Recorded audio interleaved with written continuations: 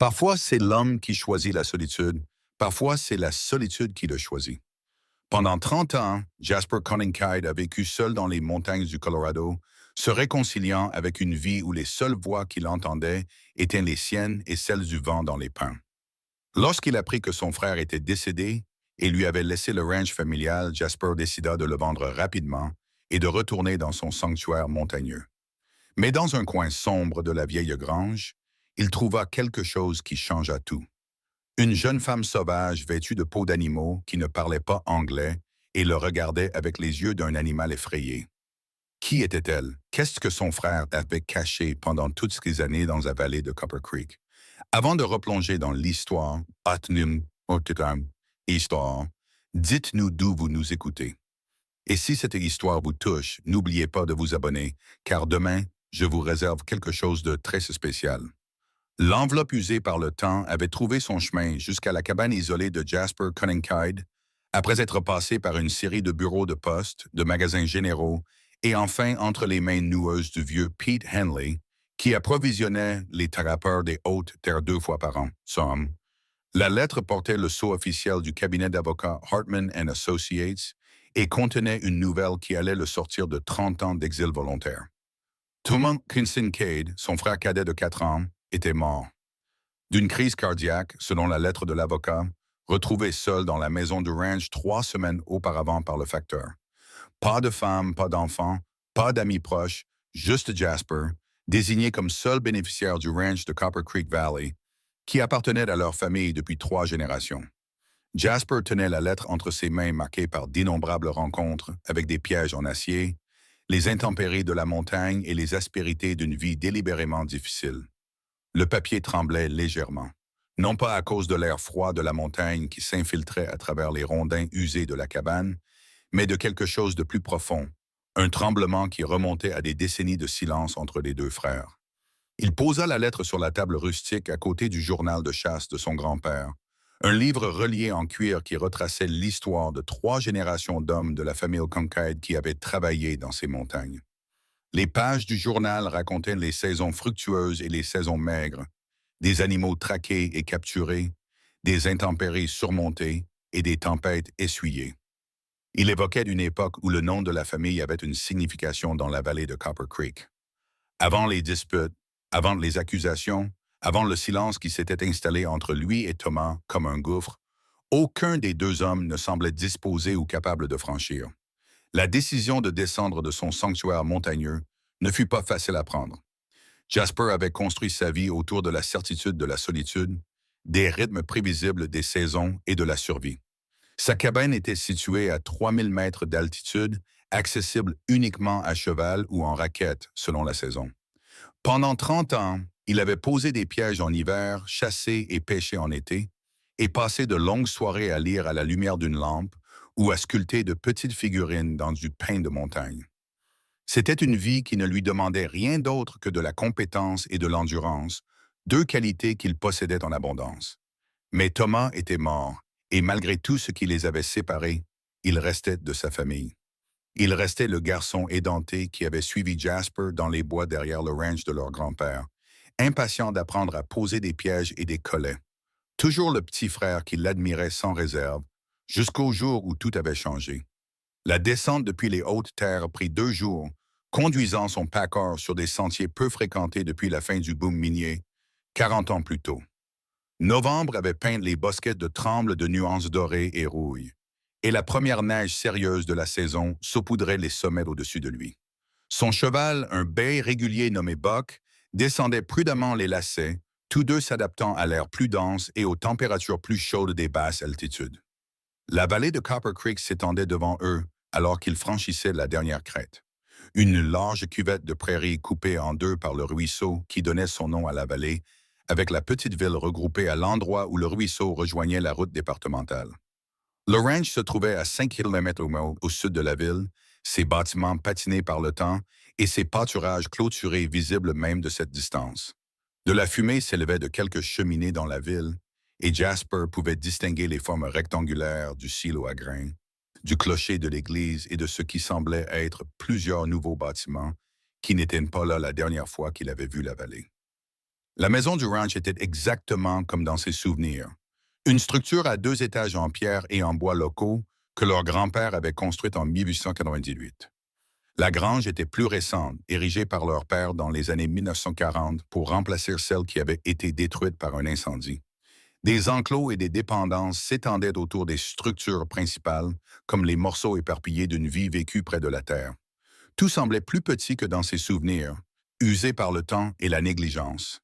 D'une manière qui évoquait un homme vivant seul, sans se soucier beaucoup de l'entretien ou de l'apparence. Jasper décela Buck dans l'enceinte familière de la grange, remarquant l'odeur de moisi du foin qui était resté trop longtemps et les signes subtils d'une utilisation récente. Du fumier frais dans une stalle, des seaux d'eau qui semblaient avoir été remplis récemment, des traces d'outils dans la terre qui suggéraient une activité régulière. Thomas avait élevé des chevaux, puis avait probablement loué des pâturages à des éleveurs locaux. Le côté pratique de l'esprit de Jasper se mit à calculer la valeur potentielle de la propriété, les dettes à régler, la rapidité avec laquelle il pourrait s'acquitter des formalités légales. Puis il retourna à sa solitude dans les montagnes. La clé de la maison était accrochée à sa place habituelle, à un clou enfoncé dans le cadre de la porte du porche arrière. Certaines choses ne changeaient apparemment jamais dans la vallée de Copper Creek. À l'intérieur, la maison était empreinte du calme particulier qui suit la mort.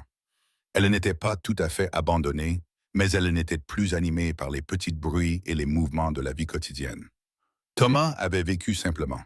La cuisine contenait l'essentiel, une cafetière, quelques plats, des conserves alignées avec une précision militaire sur des étagères ouvertes.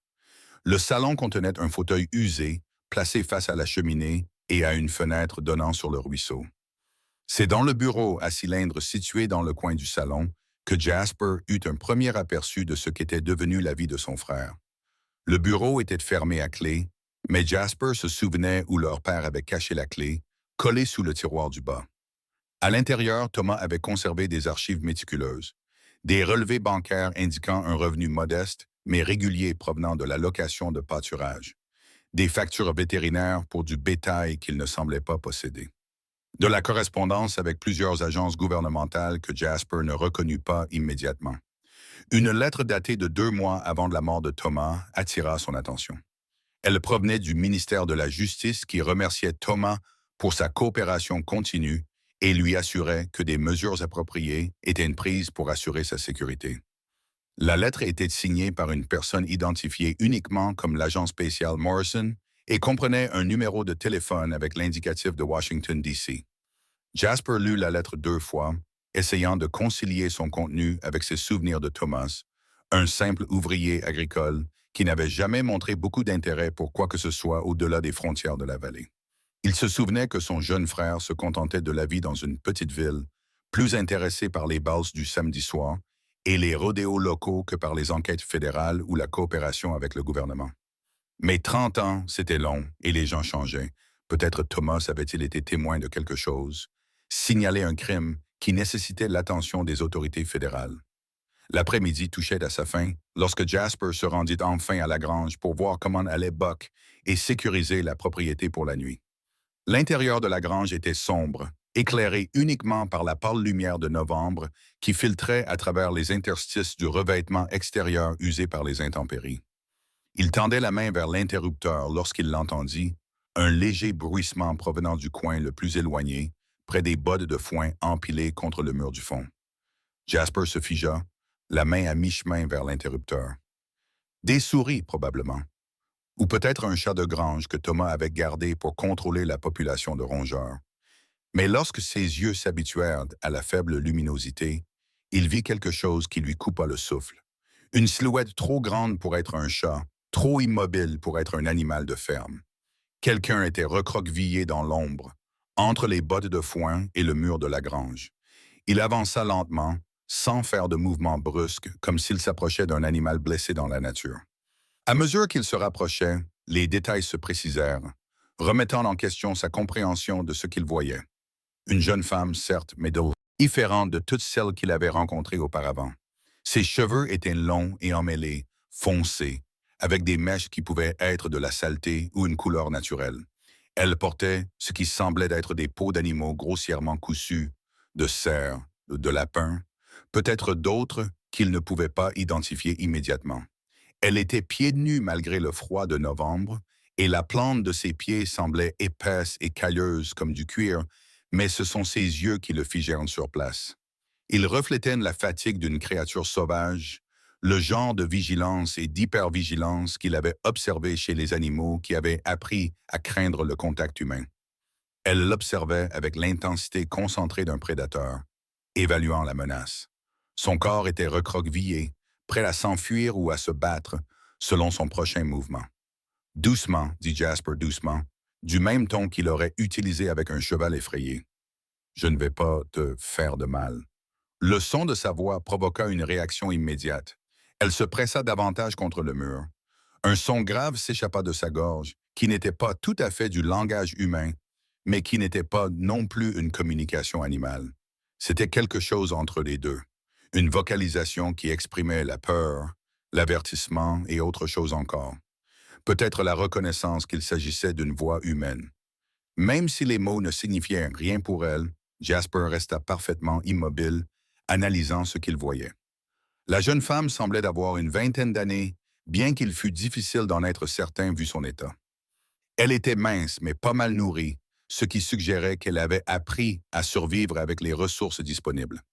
Sa peau portait les marques d'une vie en plein air, des égratignures, des callosités, un bronzage profond qui témoignait d'années passées au soleil et aux intempéries. Le plus troublant de tout, c'était autour de sa cheville, presque cachée par la peau d'animal qui lui servait de robe rudimentaire. Il pouvait voir ce qui semblait être une vieille cicatrice, du genre de celles que peuvent laisser des chaînes ou des entraves. « D'où viens-tu » demanda-t-il, sachant qu'elle ne comprendrait pas, mais ayant besoin d'entendre sa propre voix dans le silence étrange de la grange. « Depuis combien de temps es-tu ici » Elle pencha la tête en entendant le son, un geste qui rappelait étrangement celui d'un chien essayant de comprendre le langage humain, sans jamais quitter son visage des yeux, et Jasper eut la sensation troublante que même si elle ne comprenait pas ces mots, elle le lisait avec une intelligence que la société humaine n'avait pas altérée. Elle l'évaluait, comprit-il, déterminant s'il représentait une sécurité ou une menace, une opportunité ou un danger. Les implications de sa présence commencèrent à s'imposer à son esprit comme des sédiments dans de l'eau calme. Elle vivait ici, dans la grange de Thomas, depuis qui sait combien de temps. Les signes d'habitation qu'il avait remarqués plus tôt, les seaux d'eau douce, le foin remué, n'étaient pas destinés au bétail. Ils étaient pour elle. Thomas savait qu'elle était là, il prenait soin d'elle, la cachait, mais de quoi? Ou de qui? Comme si elle avait deviné ses pensées, la jeune femme émit un autre de ces sons qui n'étaient pas tout à fait humains et changea légèrement de position. Ce mouvement révéla davantage les vêtements de fortune qu'elle portait, et Jasper remarqua avec un malaise grandissant qu'il semblait avoir été cousu avec de la senue. Les coutures étaient grossières, mais efficaces. Quelqu'un lui avait appris à travailler le cuir pour créer des vêtements à partir de peaux d'animaux. Mais qui et dans quelles circonstances?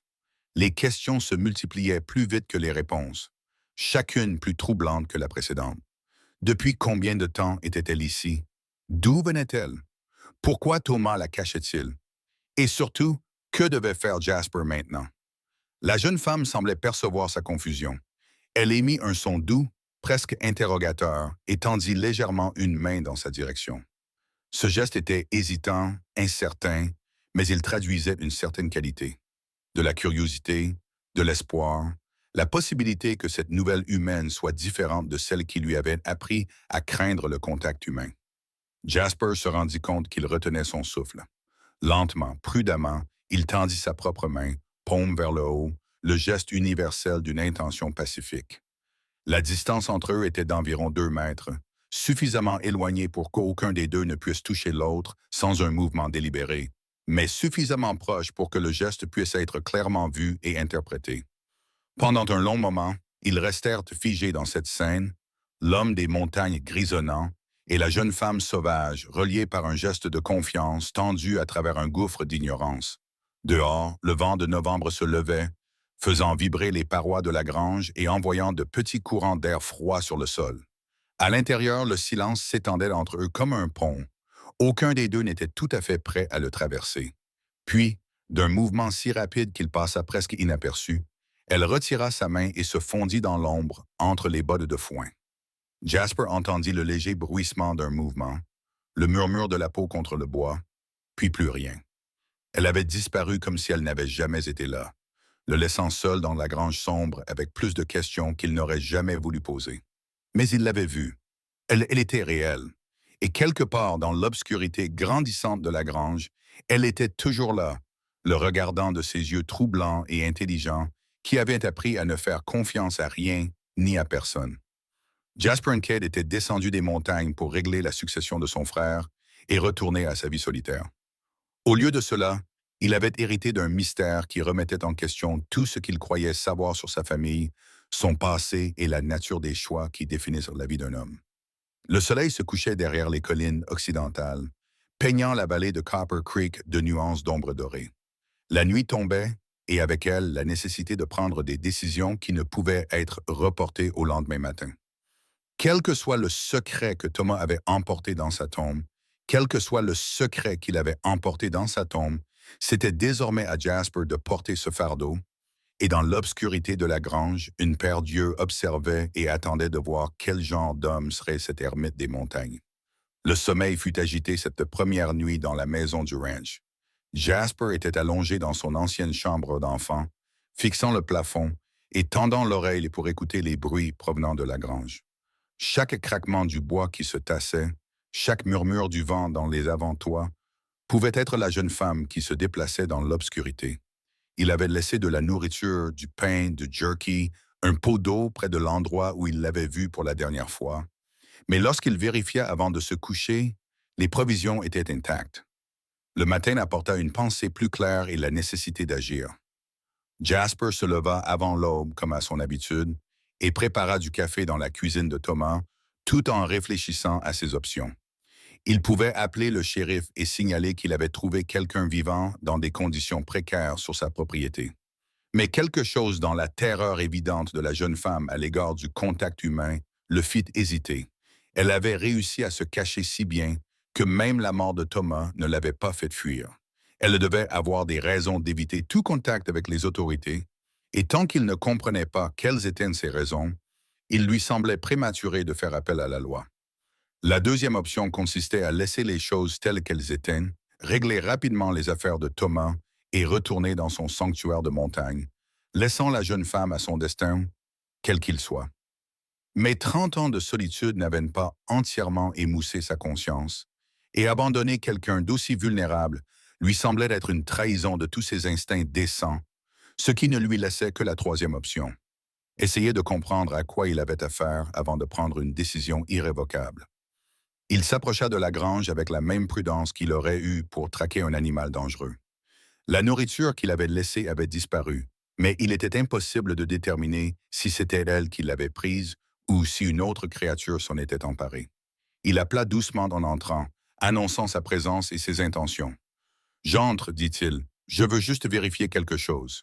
Je ne te ferai pas de mal. » Cette fois, elle ne se retira pas immédiatement dans l'ombre. Au lieu de cela, elle l'observa depuis sa position près du mur du fond, ses yeux sombres suivant ses mouvements avec la même intelligence troublante. À la lumière du jour qui filtrait à travers les fenêtres de la grange, il pouvait la voir plus clairement. Elle était plus jeune qu'il ne l'avait d'abord estimée, peut-être 20 ans tout au plus, et malgré son apparence sauvage, il y avait quelque chose dans son visage qui trahissait une bonne éducation, une belle ossature qui suggérait qu'elle n'avait pas toujours vécu dans la nature. Il voyait maintenant que ses cheveux étaient naturellement brun foncé, bien que striés de reflets plus clairs qui pouvaient provenir de l'exposition au soleil. Les peaux d'animaux qu'elle portait étaient plus habilement travaillées qu'elle ne l'avait semblé dans la pénombre. Quelqu'un lui avait appris à travailler le cuir avec une grande compétence. Mais ce sont les cicatrices qui révélaient la véritable histoire. En plus de la marque autour de sa cheville, il pouvait voir des blessures plus anciennes sur ses bras et ses épaules. Le genre de marque qui témoignait de contraintes, de luttes, d'années passées, dans des conditions qu'aucun être humain ne devrait endurer. « Je m'appelle Jasper », dit-il en s'installant lentement sur une botte de foin à quelques mètres d'elle. « C'était la maison de mon frère, Thomas. » « Connaissais-tu Thomas? » Au son du nom de son frère, sa réaction fut immédiate et surprenante. Elle émit un son qui ressemblait presque à un mot, pas tout à fait un langage humain, mais clairement une tentative de communication. Son langage corporel changea, devenant moins défensif, mais non moins méfiant. Thomas, répéta Jasper, tu le connaissais. Cette fois, le son qu'elle émit était sans équivoque. Elle acquiesça d'un signe de tête, un geste si fondamentalement humain qu'il le frappa comme un coup physique. Quoi qu'on lui ait fait, qui que ce soit qui lui ait pris son langage et ses réponses civilisées, il n'avait pas réussi à effacer tout ce qui faisait d'elle un être humain. Jasper passa l'heure suivante à l'observer attentivement et à tenter doucement de communiquer avec elle. Il apprit qu'elle répondait à son nom lorsqu'il l'appelait, même si le nom auquel elle répondait n'était rien de plus qu'une série de cliquetis et de sons doux qu'aucune gorge humaine n'aurait dû pouvoir produire. Il apprit qu'elle comprenait plus qu'elle ne pouvait exprimer lorsqu'il désignait des objets et les nommait. Ses yeux suivaient ses mouvements avec compréhension, même si elle ne pouvait ou ne voulait pas répéter les mots. Plus important encore, il apprit que son frère avait été son tuteur, son pourvoyeur, et peut-être le seul lien humain qu'elle ait connu depuis très longtemps. Lorsque Jasper lui montra la photo, il avait trouvé dans le bureau de Thomas une photo de famille prise là-bas. Enfant, elle touchait l'image de son frère avec une douceur qui témoignait d'une affection sincère. Mais c'est en cherchant d'autres preuves de la relation entre Thomas et la jeune femme que Jasper fit une découverte qui transforma complètement sa compréhension de la situation. Caché derrière une pile de bottes de foin dans le coin le plus éloigné de la grange, dissimulé par les ombres et placé à un endroit où un regard distrait ne les aurait jamais révélés, se trouvaient des barreaux de fortune, des tiges de fer grossièrement soudées entre elles et ancrées dans les fondations en pierre de la grange.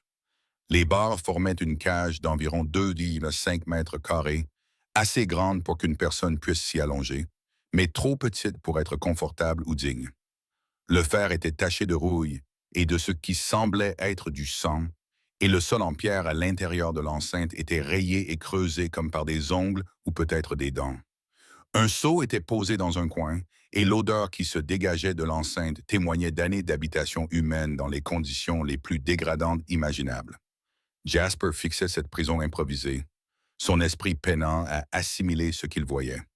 Les barreaux étaient solides, installés de manière professionnelle, ce qui suggérait une planification à long terme plutôt qu'un crime opportuniste. Ce n'était pas une zone de détention temporaire. Il s'agissait d'une installation permanente conçue pour contenir un être humain pendant une longue période.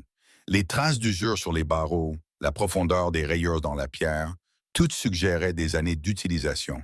Mais si c'était là que la jeune femme avait été détenue, pourquoi était-elle maintenant libre de se déplacer dans la grange? Pourquoi n'était-elle pas enfermée à l'abri des regards des visiteurs occasionnels? Les questions se multipliaient, chacune plus troublante que la précédente. Il se retourna et la vit qui l'observait depuis l'autre bout de la grange, le regard indéchiffrable, mais semblant tout comprendre. Elle l'avait vu découvrir la cage, avait compris qu'il savait désormais quelque chose de ce qu'avait été sa vie. Pendant un long moment, ils se regardèrent fixement à travers l'espace qui les séparait. L'homme des montagnes aux prises avec les implications de ce qu'il avait découvert et la jeune femme qui avait survécu d'une manière ou d'une autre aux horreurs que représentait cette prison improvisée. Puis, elle fit quelque chose qui lui coupa le souffle. Elle s'approcha de la cage et, avec des gestes qui trahissaient une longue familiarité, lui montra comment ouvrir la porte de l'extérieur. Elle lui montra la goupille qui maintenait le loquet, le fonctionnement des charnières et l'angle particulier nécessaire pour fermer la porte correctement. Ces mouvements étaient automatiques, ceux de quelqu'un qui avait effectué ces gestes d'innombrables fois.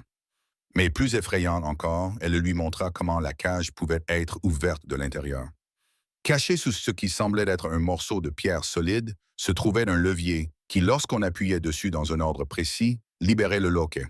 C'était un mécanisme de sécurité installé par quelqu'un qui comprenait qu'une prison dont il était impossible de s'échapper pouvait entraîner la mort de son occupant, Thomas. Jasper réalisa avec une horreur grandissante que Thomas avait construit cette cage. Thomas avait gardé cette jeune femme prisonnière. Son frère, le garçon édenté qui l'avait suivi à travers les bois, qui l'avait admiré sans réserve, était devenu un monstre. La jeune femme semblait lire ses pensées dans son expression.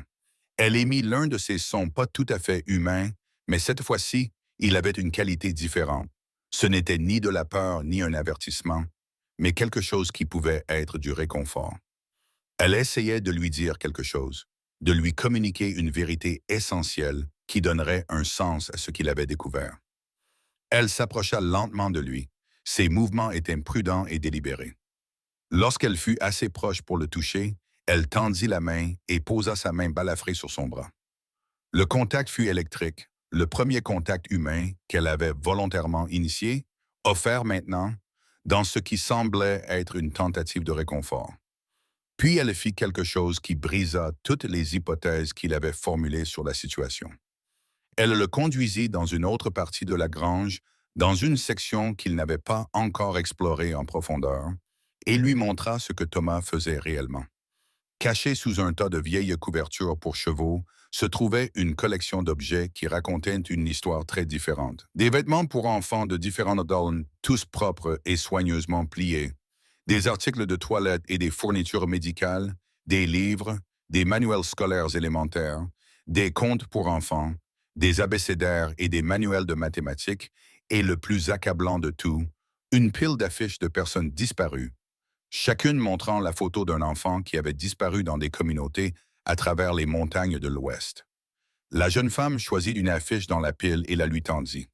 La photo montrait une fillette aux cheveux bruns, âgée d'environ 8 ans, avec les mêmes yeux intelligents qui le regardaient maintenant depuis un visage marqué par des années d'épreuves inimaginables. Sous la photo, en lettres grasses, était imprimé Rebecca Shaw, 8 ans, disparue à Denver, Colorado. La date sur l'affiche remontait à 20 ans. Jasper fixa l'image, puis la jeune femme, Rebecca, qui avait survécu à 2 décennies de captivité pour se tenir devant lui aujourd'hui. Les implications le submergèrent comme une avalanche, chaque révélation plus horrible que la précédente. Elle avait 8 ans lorsqu'elle avait été enlevée. Elle avait passé plus de la moitié de sa vie dans cette cage, traitée comme un animal privé de tout contact humain et de toute civilisation, jusqu'à en oublier presque comment être humaine. Mais Thomas n'était pas son ravisseur. Il était son gardien. La cage avait été construite par quelqu'un d'autre, quelqu'un qui l'avait enfermé jusqu'à ce que Thomas parvienne à lui rendre visite. Le mécanisme de sécurité, les provisions soigneusement préparées, les preuves d'une attention sincère. Thomas avait essayé de l'aider, pas de lui faire du mal, ce qui soulevait la question la plus terrifiante de toutes. Qui avait construit la cage au départ? Qui avait enlevé une fillette de 8 ans et l'avait cachée pendant 20 ans?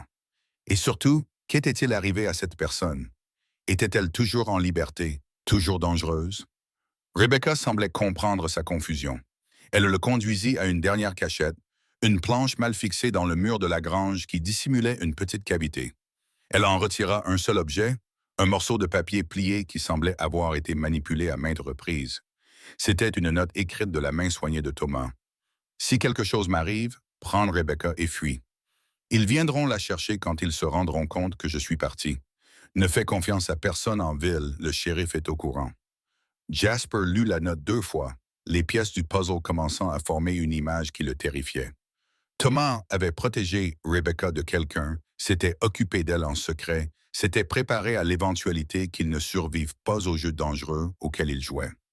La lettre du ministère de la Justice, les références à la coopération et aux mesures de sécurité. Thomas était impliqué dans quelque chose de bien plus important et dangereux que le simple fait d'aider une enfant disparue.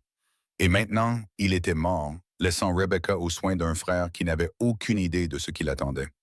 Comme pour souligner l'urgence de leur situation, le bruit d'un véhicule approchant sur le chemin du ranch leur parvint à travers les murs de la grange. Jasper se dirigea vers la fenêtre et vit une voiture de police du shérif entrer dans la cour, soulevant de la poussière et dans l'air calme du matin. Rebecca l'avait entendu aussi. Sans un mot, elle se fondit dans l'ombre de la grange, disparaissant si complètement que Jasper aurait pu croire qu'il avait imaginé toute son existence. Mais l'avis de recherche était toujours dans sa main. Une preuve vieille de 20 ans d'un crime qui avait apparemment été étouffé par des personnes en position d'autorité. La portière de la voiture de police claqua et Jasper entendit des bottes sur le gravier à l'extérieur. La personne qui arrivait était venue au pire moment possible, alors qu'il était le moins préparé à dissimuler ou à éluder les questions sur ce qu'il avait pu trouver sur la propriété de son frère. Il plia l'avis de recherche et le glissa dans la poche de sa veste, son esprit cherchant à toute vitesse des explications possibles à sa présence dans la grange. Mais alors que les pas se rapprochèrent de l'entrée, il se rendit compte que les explications n'avaient peut-être aucune importance. Si la note de Thomas était exacte, si le shérif faisait effectivement partie du complot qui avait maintenu Rebecca cachée pendant 20 ans, alors Jasper venait d'hériter d'une guerre qu'il ne comprenait pas contre des ennemis qu'il ne pouvait identifier.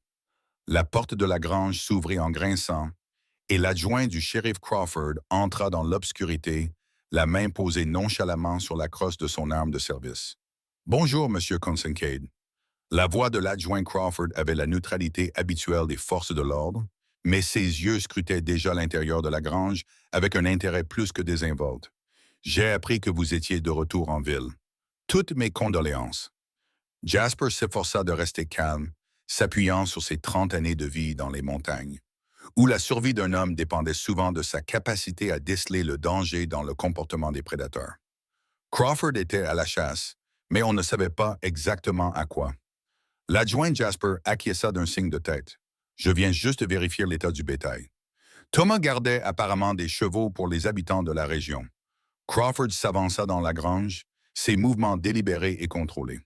C'était un homme corpulent, probablement dans la quarantaine, avec le regard doux de quelqu'un qui passe plus de temps derrière un bureau que sur le terrain.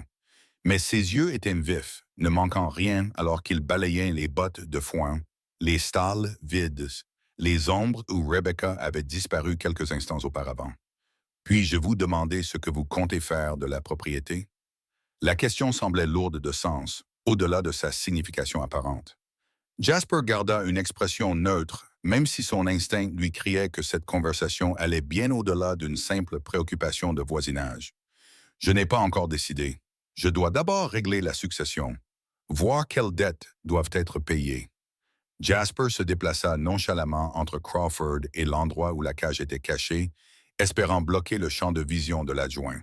« Vous connaissiez bien Thomas? » « Assez bien. » L'attention de Crawford semblait se concentrer sur un coin particulier de la grange, l'endroit exact où Rebecca s'était cachée plus tôt.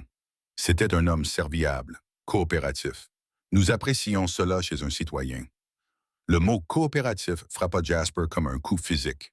C'était le même terme utilisé dans la lettre du ministère de la Justice qu'il avait trouvée dans le bureau de Thomas.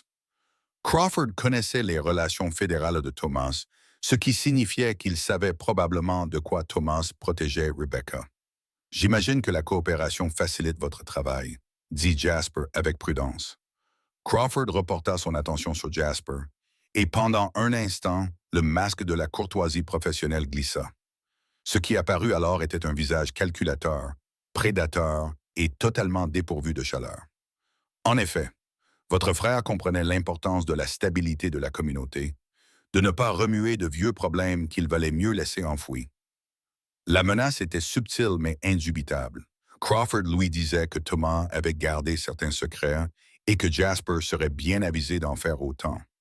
La présence du shérif adjoint ici si peu de temps après la mort de Thomas suggérait que ces secrets risquaient désormais d'être révélés. Thomas était toujours resté discret, acquiesça Jasper, espérant donner l'image d'un homme qui ne s'intéressait pas aux intrigues compliquées. C'est bon à entendre. Crawford se détendit légèrement, apparemment satisfait que Jasper comprenne la situation. Bien sûr, ayant vécu dans les montagnes toutes ces années, j'imagine que vous avez la même philosophie. On apprend à rester discret, à ne pas poser trop de questions sur des choses qui ne nous concernent pas. C'est vrai. Jasper laissa transparaître un léger accent montagnard dans sa voix, jouant le rôle d'un simple ermite qui ne souhaitait rien de plus que de retourner à sa vie solitaire. Je prévois de remonter dès que j'aurai réglé mes affaires ici. Crawford approuva d'un signe de tête. C'est probablement mieux ainsi. La vallée a changé depuis ton départ. Pas toujours dans le bon sens. Parfois, les vieux problèmes ont tendance à refaire surface quand les gens commencent à fouiner là où ils ne devraient pas. La conversation se poursuivit pendant quelques minutes. Crawford posait des questions apparemment innocentes sur les projets de Jasper, tout en cherchant subtilement à savoir s'il avait découvert quelque chose qu'il n'aurait pas dû. Jasper répondait avec prudence, conservant l'image d'un héritier désintéressé qui ne souhaitait rien d'autre que terminer ses affaires et partir. Mais pendant tout ce temps, son esprit travaillait fébrilement pour comprendre la signification de la présence de Crawford. Le shérif adjoint savait clairement que Rebecca existait, ou du moins le soupçonnait. Sa mention désinvolte d'anciens problèmes et de vieilles difficultés suggérait que sa disparition, 20 ans plus tôt, était liée à des activités criminelles impliquant les forces de l'ordre local. Après le départ de Crawford, qui avait promis de revenir régulièrement pour s'assurer que tout se passait bien, Jasper attendit 1 heure entière avant d'appeler Rebecca. Elle sortit de la cachette qu'elle s'était trouvée, se déplaçant avec la grâce fluide de quelqu'un qui avait appris à devenir invisible lorsque cela était nécessaire. C'était intelligent, lui dit-il, même s'il doutait qu'elle comprenne les mots précis. Il te cherchait. Elle répondit par une série de sons doux qui confirmaient sans équivoque ses dires. Elle savait que Crawford le craignait. Elle comprenait exactement pourquoi sa présence représentait un danger. L'intelligence dans ses yeux devenait plus évidente à chaque interaction, et Jasper se surprit à se demander de quoi elle aurait été capable si son enfance ne lui avait pas été volée. Il passa le reste de la matinée à explorer la grange plus en détail, à la recherche d'autres preuves de l'implication de Thomas. Caché sous une planche mal fixée près des boxes à chevaux, il trouva quelque chose qui fit trembler ses mains lorsqu'il l'examina. Une petite poupée en bois sculptée avec un soin et un talent évident, mais grossière, ce qui suggérait qu'elle avait été fabriquée par quelqu'un disposant d'outils et de matériaux limités. La poupée était manifestement ancienne, sa surface usée par d'innombrables heures de manipulation. Elle était vêtue de minuscules morceaux de tissu qui avaient peut-être été colorés autrefois, mais qui avaient pâli pour devenir d'un brun et d'un gris indéfinissables. Le plus déchirant de tout, c'est qu'elle portait les marques indubitables d'avoir été serrée fermement dans les moments de terreur ou de désespoir. De petites entailles dans le bois où des ongles s'étaient enfoncés, des taches qui pouvaient être des larmes. Lorsqu'il montra la poupée à Rebecca, sa réaction fut immédiate et dévastatrice. Elle poussa un cri de pure angoisse et tendit de la main vers la petite figurine avec des mains tremblantes. Quand elle la tint dans ses bras, elle la serra contre sa poitrine et la berça légèrement, émettant de doux gémissements qui traduisaient des souvenirs trop douloureux pour être exprimés par des mots. Cela avait été son réconfort pendant les moments les plus difficiles, probablement son seul réconfort pendant des années. Quelqu'un, peut-être Thomas, peut-être même Rebecca elle-même, avait sculpté cette poupée pour donner à une fillette de 8 ans quelque chose à quoi s'accrocher dans l'obscurité de cette cage. En la regardant avec la poupée, Jasper sentit quelque chose bouger dans sa poitrine, un relâchement des défenses qu'il avait maintenues pendant 30 ans. Il s'était enfui dans les montagnes après des événements qu'il préférait oublier, à la recherche d'une vie où il ne serait plus jamais responsable du bien-être ou de la sécurité d'une autre personne. Mais en regardant Rebecca maintenant, en voyant la femme qu'elle avait réussi à devenir malgré tout ce qui lui avait été fait, il se rendit compte que certaines responsabilités ne pouvaient être évitées. Elle avait besoin de protection, et par accident ou par destin, il était la seule personne en mesure de la lui offrir.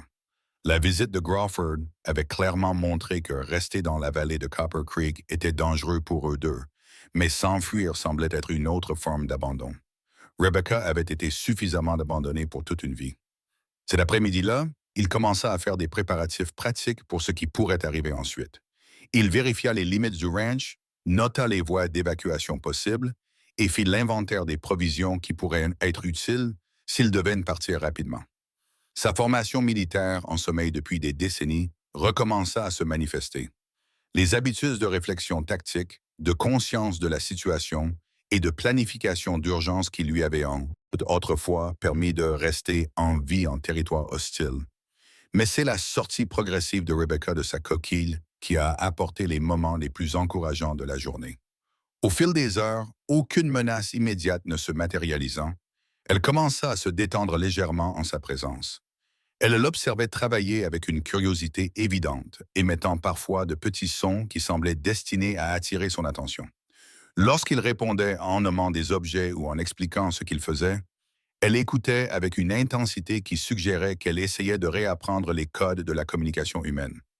Le soir venu, elle avait réussi à prononcer son premier mot reconnaissable, Jasper, même s'il ressemblait davantage à Jasper, avec l'accent sur la mauvaise syllabe. Le son de son nom dans sa voix le toucha plus fort qu'il ne l'avait prévu, lui rappelant que sous son apparence sauvage se cachait une femme qui n'avait jamais renoncé à son humanité fondamentale.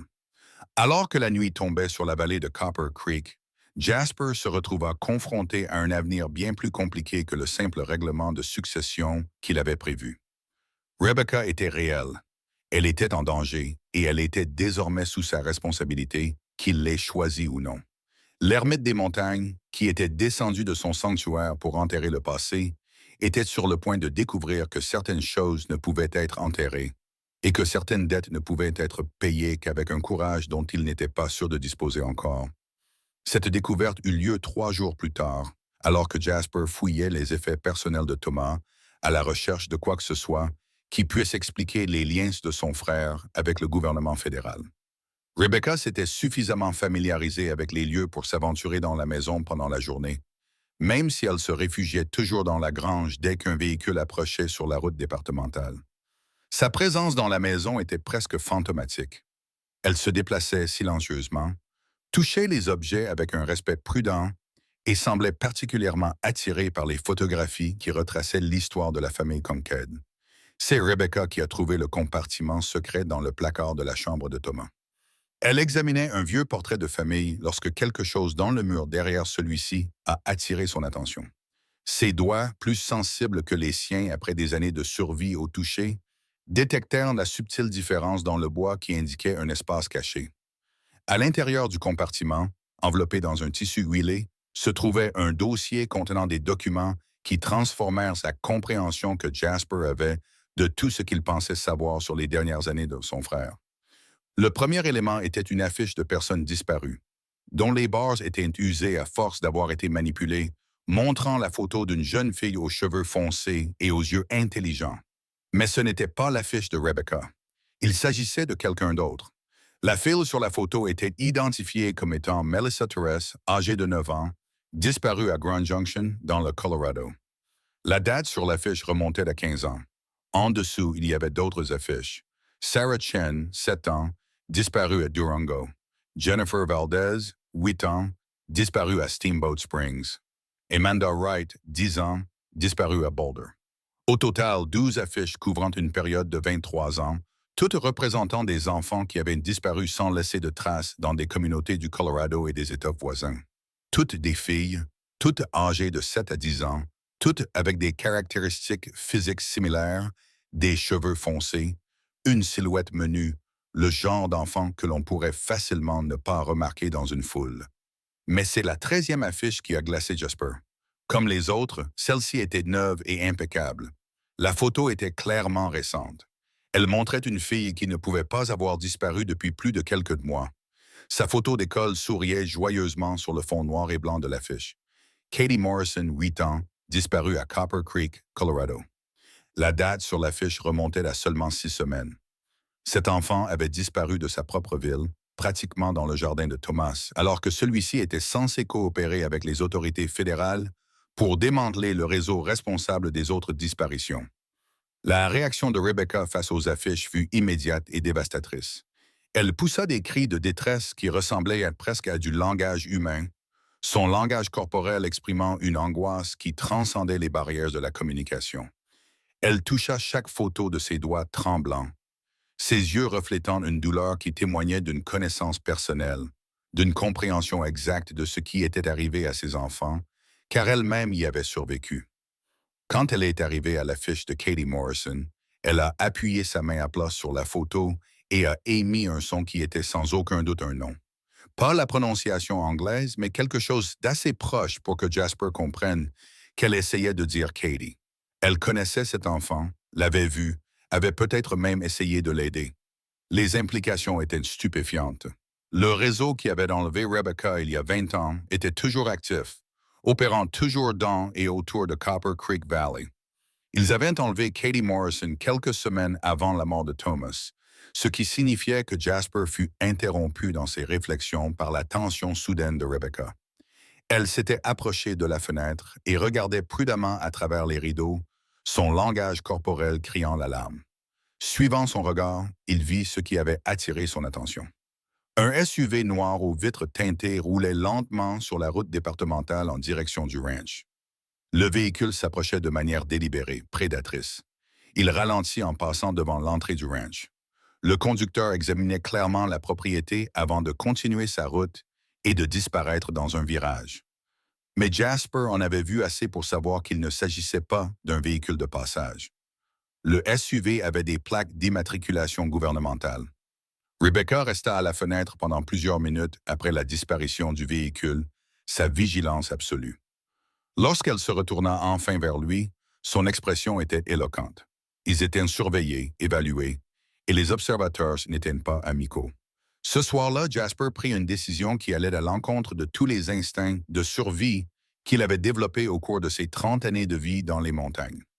Au lieu de faire ses valises et de fuir avec Rebecca vers la sécurité relative des hautes terres, il décida d'approfondir ses recherches sur les secrets de Thomas. Les enfants disparus méritaient mieux que d'être oubliés. Et Katie Morrison, si elle était encore en vie, méritait d'être sauvée. Il commença par l'ordinateur de Thomas, une machine que son frère avait apparemment utilisée principalement pour correspondre avec les agences fédérales. L'historique des emails révéla une série de communications avec une personne identifiée uniquement sous le nom de A. Morrison, le même nom de famille que la fille disparue. Les emails étaient cryptiques, remplis de références à des colis, des livraisons et un stockage sécurisé, mais leur ton suggérait une relation basée sur la coopération mutuelle plutôt que sur la coercition. Un email daté de seulement 2 semaines avant la mort de Thomas était plus explicite que les autres. Le colis est arrivé endommagé. Consultation immédiate requise concernant les protocoles de réparation. La situation devient instable. Demande d'extraction si les protocoles échouent. Un autre a été envoyé seulement 3 jours avant la mort de Thomas. Extraction refusée. Maintenir la position actuelle. Des colis supplémentaires pourraient nécessiter un stockage. Faire preuve d'une extrême prudence. Le dernier email de la chaîne était celui envoyé par A. Morrison à Thomas. Il avait été envoyé la veille de sa mort. Colas compromis. Protocole de destruction autorisé. Protéger l'actif principal à tout prix. Jasper lut la correspondance 3 fois. Les pièces d'un puzzle plus vaste commençaient à s'assembler dans son esprit. Thomas ne se contentait pas de cacher Rebecca à ses ravisseurs. Il participait à une opération fédérale visant à démanteler le réseau responsable des disparitions.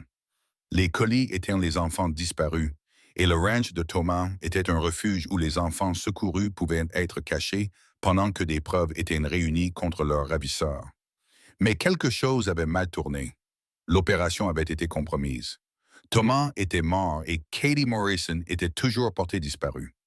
L'atout principal mentionné dans le dernier email devait être Rebecca, la seule survivante capable de témoigner sur les méthodes du réseau et, éventuellement, identifier ses membres, ce qui expliquait pourquoi Crawford et la personne qui se trouvait dans le SUV noir étaient ainsi intéressés par ce que Jasper avait pu trouver sur la propriété.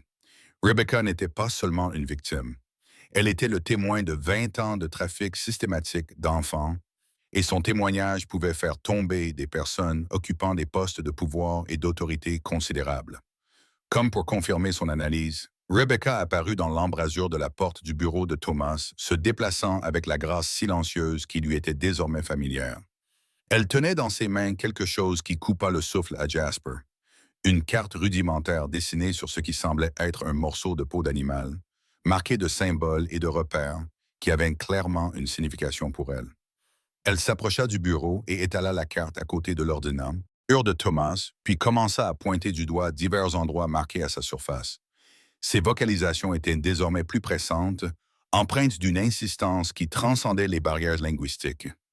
Elle essayait de lui dire quelque chose d'important, quelque chose qui concernait les enfants disparus et le réseau qui l'avait retenue captive.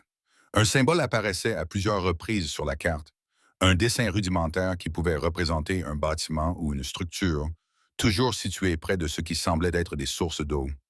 En étudiant les marques plus attentivement, Jasper commença à reconnaître des points de repère de la région de Copper Creek Valley. Le ruisseau lui-même était clairement représenté, tout comme plusieurs formations rocheuses distinctives et ce qui pouvait être l'emplacement du ranch. Mais d'autres lieux étaient également indiqués, des endroits dans la vallée que Rebecca avait appris à connaître pendant sa captivité, des endroits où d'autres structures pouvaient être cachées, où d'autres victimes pouvaient être détenues. Rebecca toucha un symbole en particulier, appuyant son doigt avec insistance sur la peau. L'endroit semblait se trouver à plusieurs kilomètres au nord du ranch, dans une zone de la vallée que Jasper se souvenait comme étant très boisée et rarement visitée. Elle fit son signe à Katie, puis toucha à nouveau le symbole. Le message était clair. Katie Morrison était détenue à cet endroit, et Rebecca savait comment la retrouver. Mais la secourir signifierait s'exposer à ceux qui surveillaient le ranch et révéler qu'ils en savaient beaucoup plus qu'ils ne le devraient sur les opérations du réseau. Cela signifierait abandonner la relative sécurité de leur cachette et passer à l'action contre des ennemis dont les capacités et les ressources restaient inconnues. En regardant l'expression déterminée de Rebecca devant la carte dessinée à la main, qui représentait son courage à préserver des informations cruciales malgré 20 ans de captivité, Jasper comprit que le choix avait déjà été fait. Certaines choses étaient plus importantes que la sécurité personnelle, et certaines dettes ne pouvaient être payées que par l'action. L'ermite des montagnes, qui n'avait recherché que la solitude, était sur le point de découvrir si 30 ans de paix avaient émoussé ses capacités guerrières. La fouille des affaires restantes de Thomas révéla des découvertes qui brossèrent un tableau de plus en plus complexe de ces dernières années. Caché dans un double fond de la commode de sa chambre, sous des couches de vêtements soigneusement rangées, Jasper trouva une collection qui le glaça jusqu'aux os. Des insignes de shérif provenant de 6 États différents, tous authentiques et portant les traces d'une utilisation régulière. Ces insignes n'étaient ni des souvenirs ni des objets de collection. Ils représentaient des titres de police en vigueur dans le Colorado, le Wyoming, l'Utah, le Nouveau-Mexique, l'Arizona et le Montana. Chacun était délivré sous différentes variantes du nom de Thomas, Thomas Kincaid, Tom Kincaid, T.J. Kincaid, Thomas King, Tom King et T.J. King. Les photos sur les cartes d'identité qui les accompagnaient montraient de subtiles modifications de l'apparence, des coiffures différentes, une barbe, voire ce qui semblait être des changements esthétiques mineurs, mais il s'agissait indubitablement de son frère. Plus troublantes encore étaient des dates de délivrance. Les cartes couvraient une période de 15 ans, ce qui suggérait que Thomas avait construit et entretenu plusieurs identités de policiers dans l'Ouest montagneux pendant la majeure partie de sa vie d'adulte. Ce n'était pas le travail d'un simple éleveur qui s'était retrouvé par hasard à coopérer avec les autorités fédérales. Il s'agissait d'une couverture soigneusement élaborée par quelqu'un opérant au cœur d'un réseau criminel. La réaction de Rebecca face au badge fut immédiate et viscérale. Lorsque Jasper les lui a montrés, elle a reculé comme s'il s'agissait de serpents venimeux, poussant des cris de détresse qui ne laissaient aucun doute sur le fait qu'elle associait les forces de l'ordre au danger et à la trahison. Elle désigna un badge en particulier, celui du shérif du Colorado, et appela Thomas, mais d'un ton qui suggérait la confusion, voire la trahison. Elle avait connu Thomas comme son protecteur, son salut, celui qui l'avait sauvé de la cage et des cruautés qui avaient marqué sa captivité. Mais ces badges représentaient l'autorité, la même autorité qui n'avait pas réussi à la sauver, qui avait peut-être même participé à son emprisonnement. Cette dissonance cognitive était clairement douloureuse à accepter pour elle. Jasper passa l'après-midi à étudier les badges et à essayer de comprendre leur signification. Le brevet suggérait que Thomas avait construit un réseau de fausses identités qui lui permettait d'opérer au-delà des frontières de l'État pour enquêter et infiltrer le réseau de trafic depuis des positions d'autorité et de confiance. Mais cela soulevait également des possibilités plus sombres, à savoir que Thomas lui-même faisait partie du réseau et utilisait ses badges de policier pour faciliter la capture et le transport des victimes. La vérité, lorsqu'elle finit par émerger, vint d'une source inattendue.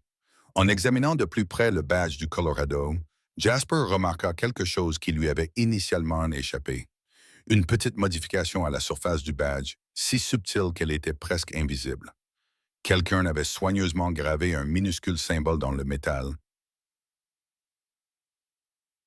une marque qui correspondait à l'un des symboles que Rebecca avait dessiné sur sa carte cachée. Lorsqu'il montra le badge marqué à Rebecca, sa réaction fut totalement différente de sa peur initiale.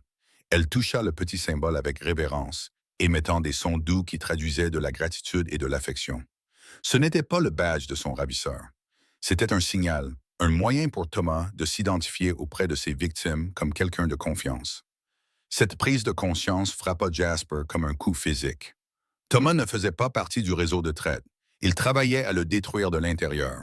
Ses multiples identités dans les forces de l'ordre n'étaient pas des couvertures pour des activités criminelles, mais des outils qui lui permettaient d'enquêter au-delà des frontières juridictionnelles, de monter des dossiers contre des auteurs qui utilisaient leur propre position d'autorité pour commettre et dissimuler leurs crimes. Mais si Thomas était l'un des gentils, pourquoi l'opération fédérale avait-elle échoué? Pourquoi Katie Morrison était-elle toujours portée disparue? Et surtout, qui avait tué Thomas avant qu'il ne puisse mener à bien sa mission? La réponse à cette dernière question commença à se dessiner alors que Jasper poursuivait son enquête dans la maison.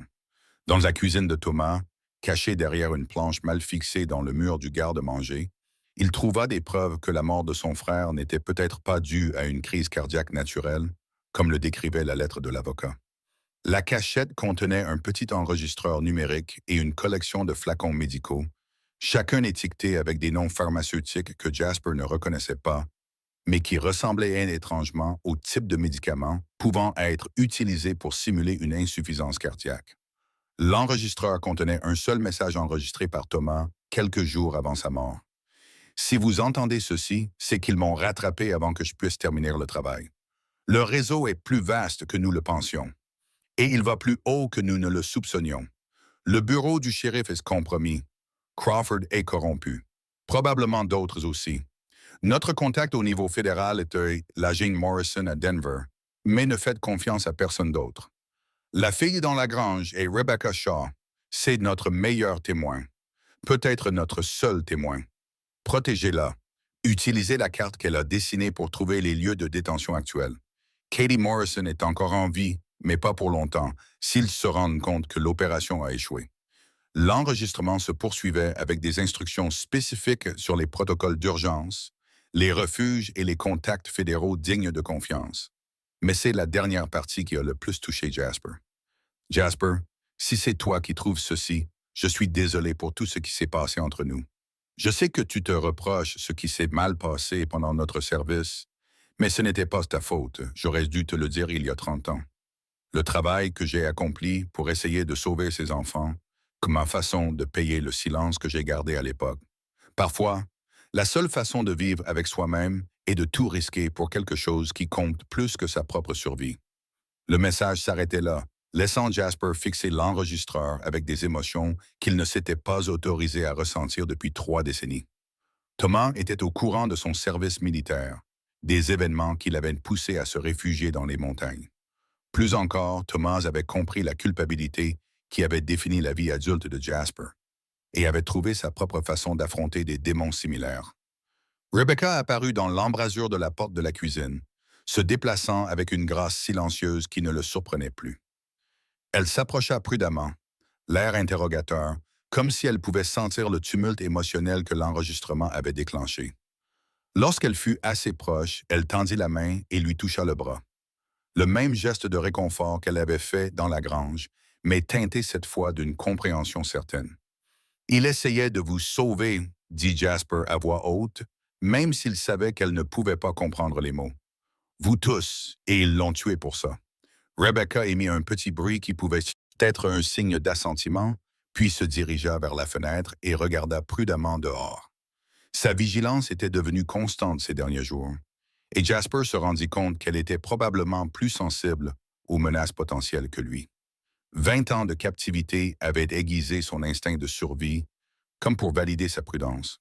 Le bruit de véhicules approchant leur parvint à travers les murs de la cuisine. Mais ce n'était pas la seule voiture ou le seul SUV auquel il s'était habitué. Il s'agissait de plusieurs véhicules se déplaçant rapidement et avec détermination. La réaction de Rebecca fut immédiate. Elle attrapa Jasper par le bras et l'éloigna de la fenêtre. Son urgence communiquait ce que les mots ne pouvaient exprimer. Ils étaient en danger immédiat et le temps de se cacher et d'enquêter venait de prendre fin. À travers la fenêtre de la cuisine, Jasper pouvait voir des nuages de poussière s'élever de la route départementale.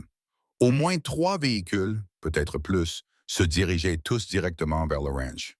L'approche était coordonnée, agressive, le genre de mouvement qui suggérait que ces personnes en avaient assez de la surveillance et étaient prêtes à passer à l'action. Rebecca se dirigeait déjà vers l'arrière de la maison, ses mouvements rapides et déterminés. Elle savait quelque chose qu'il ignorait, Elle s'était préparée à cette éventualité d'une manière que ses 30 années de vie dans les montagnes ne lui avaient pas appris à anticiper. Alors que le bruit des moteurs devenait plus fort, elle le conduisit vers ce qui semblait être une entrée de cave qu'il avait remarquée auparavant. Un autre secret de Thomas, une autre éventualité dans un plan qui avait mis des années à se mettre en place. Le premier véhicule s'engagea dans l'allée du ranch au moment où Rebecca ouvrait la porte dissimulée de la cave, révélant un escalier étroit qui descendait dans l'obscurité. Quoi que Thomas ait préparé, quelle que soit la confrontation finale qu'il ait anticipée, le moment était venu, et Jasper était sur le point de découvrir si un ermite des montagnes pouvait devenir le protecteur dont Rebecca avait désespérément besoin. La cave à légumes était bien plus élaborée que ne le suggérait sa simple entrée. Ce qui semblait être un simple espace de stockage de nourriture était en fait une salle sécurisée sophistiquée, équipée d'un éclairage alimenté par batterie, de matériel de communication et de provisions suffisantes pour subvenir aux besoins de 2 personnes pendant plusieurs semaines. Plus important encore, elle était reliée à un réseau de tunnels qui s'étendait bien au-delà des fondations du ranch. Rebecca se déplaçait dans cet espace souterrain avec une aisance évidente, ses mains trouvant les interrupteurs et les provisions dans l'obscurité avec l'assurance de quelqu'un qui avait passé beaucoup de temps à se préparer à ce moment. Elle conduisit Jasper plus profondément dans le réseau de tunnels, suivant des passages creusés dans la roche naturelle sous la vallée de Copper Creek. Les tunnels étaient plus anciens que le ranch, plus anciens que tous les bâtiments de la vallée. Jasper reconnut les techniques de construction grâce à sa connaissance des opérations minières dans la région. Ces passages avaient été créés à l'époque de la ruée vers l'or et faisaient partie d'un vaste réseau de tunnels d'exploration qui sillonnaient le fond de la vallée. Thomas avait simplement adapté les infrastructures existantes à ses propres fins, créant des voies d'évacuation et des cachettes dont la plupart des gens avaient oublié l'existence. Alors qu'ils avançaient dans les tunnels, Rebecca s'arrêtait régulièrement à des endroits qui semblaient aléatoires, appuyant sa main contre certaines pierres du mur. Chaque pression révélait une nouvelle cachette, une nouvelle réserve de provisions ou d'équipements que Thomas avait disposé dans tout le réseau souterrain. L'homme se préparait à cette éventualité depuis des années, créant une infrastructure secrète qui lui permettrait de poursuivre ses activités même si sa base principale était compromise. Une cachette contenait quelque chose qui fit s'arrêter Jasper Cold. Une carte détaillée du réseau de tunnels, dessinée avec la même précision minutieuse qui caractérisait la carte cachée de Rebecca. Mais cette version montrait bien plus que la zone immédiate autour du ranch. Le réseau s'étendait à travers toute la vallée, reliant les sous-sols des bâtiments de la ville, émergeant dans des endroits reculés à des kilomètres de toute route, et, plus inquiétant encore, croisant ce qui semblait être d'autres installations souterraines marquées des mêmes symboles que ceux utilisés par Rebecca pour indiquer les lieux de détention. L'ampleur de ce que Thomas avait découvert était stupéfiante. Le réseau de trafic n'utilisait pas seulement des bâtiments isolés ou des endroits reculés pour détenir ses victimes. Il utilisait les infrastructures minières oubliées de la vallée, créant un monde caché sous la surface où les enfants pouvaient être détenus, déplacés et transportés sans risque d'être découverts par hasard. Rebecca toucha un endroit de la carte des tunnels avec une insistance particulière, appelant Katie tout en lui montrant un passage qui bifurquait de leur itinéraire actuel. Le symbole à cet endroit correspondait à celui qu'elle avait identifié plus tôt comme étant la prison actuelle de Katie Morrison. Mais selon la carte, pour atteindre cet endroit, il fallait parcourir plusieurs kilomètres de passages souterrains, dont certains étaient marqués de symboles d'avertissement suggérant une instabilité structurelle ou d'autres dangers. Au-dessus d'eux, le bruit de pas lourds et de voix filtrait à travers la pierre et la terre. Leurs poursuivants avaient atteint la maison et procédaient à une fouille minutieuse. Jasper pouvait entendre des meubles être déplacés, des portes claquer et les ordres secs de personnes qui avaient clairement de l'autorité et ne se souciaient pas des dommages matériels. Mais c'est la conversation qui le fit frissonner le plus. Les voix discutaient de protocoles de désinfection et de récupération d'actifs en utilisant la même terminologie clinique que celle employée par les correspondants fédéraux de Thomas. Il ne s'agissait pas d'agents des forces de l'ordre locales menant une enquête de routine. C'étaient des personnes qui savaient exactement ce qu'elles cherchaient et qui disposaient des ressources nécessaires pour mener une opération de grande envergure. Rebecca tira sur sa manche, son impatience était évidente. Elle voulait s'enfoncer plus profondément dans le réseau de tunnels, loin de la menace immédiate qui pesait au-dessus d'eux. Mais Jasper se trouvait déchiré entre le besoin de s'échapper et la certitude grandissante que fuir ne ferait que retarder l'inévitable confrontation. Katie Morrison se trouvait quelque part dans ce labyrinthe souterrain, et chaque heure de retard réduisait les chances de la retrouver vivante, comme si elle lisait dans ses pensées. Rebecca sortit quelque chose d'une des caches de ravitaillement, un petit carnet que Thomas avait apparemment laissé précisément pour cette situation. Les pages contenaient des informations détaillées sur les opérations du réseau de trafic, notamment les horaires, le personnel et, surtout, les schémas de rotation pour le transfert des victimes entre les sites de détention. Selon les notes de Thomas, les victimes étaient généralement détenues dans un lieu donné pendant 72 heures au maximum avant d'être transférées afin d'empêcher toute opération de sauvetage. Katie Morrison avait disparu depuis 6 semaines, ce qui signifiait qu'elle avait été transférée plusieurs fois à travers le réseau. Mais les notes indiquaient également que le sort final des victimes, soit leur vente à des acheteurs, ou leur élimination si elles étaient considérées comme trop risquées, se décidait généralement dans un centre qui servait de quartier général au réseau. L'emplacement de ce centre était indiqué sur la carte des tunnels de Thomas, identifié par un symbole plus grand et plus élaboré que tous les autres. Il était situé à l'extrémité de la vallée, sous ce qui semblait être un complexe minier abandonné depuis des décennies. Plus inquiétant encore, les notes de Thomas indiquaient que l'installation devait être nettoyée dans les jours suivant sa mort, ce qui suggérait que le réseau s'était préparé à éliminer les preuves et les témoins avant de délocaliser ses opérations.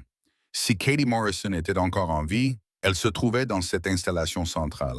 Et si les informations de Thomas étaient exactes, il ne lui restait plus beaucoup de temps.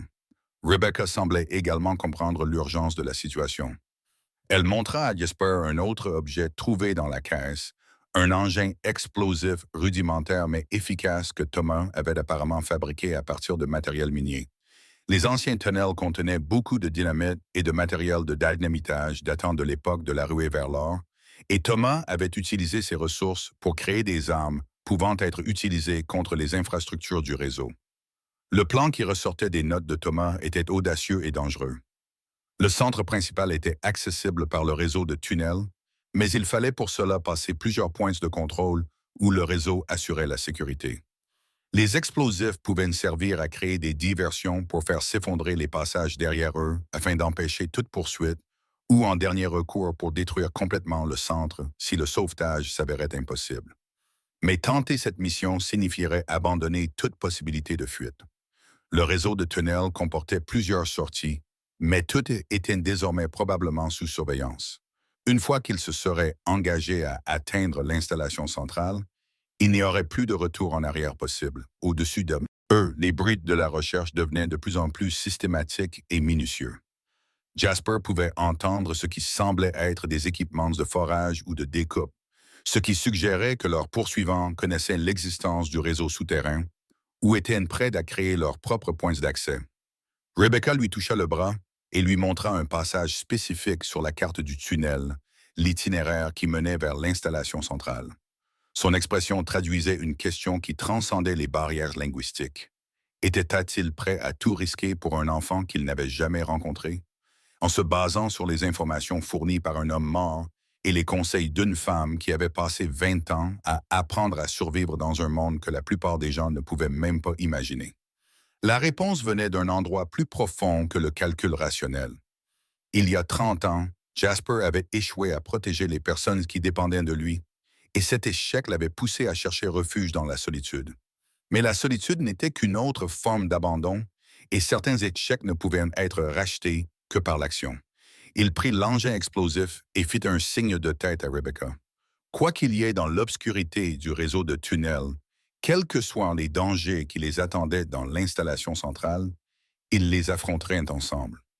L'ermite des montagnes était sur le point de découvrir si les compétences qui lui avaient permis de survivre dans la nature sauvage pourraient lui servir dans une guerre contre des ennemis qui avaient transformé la Terre elle-même en une prison pour les innocents.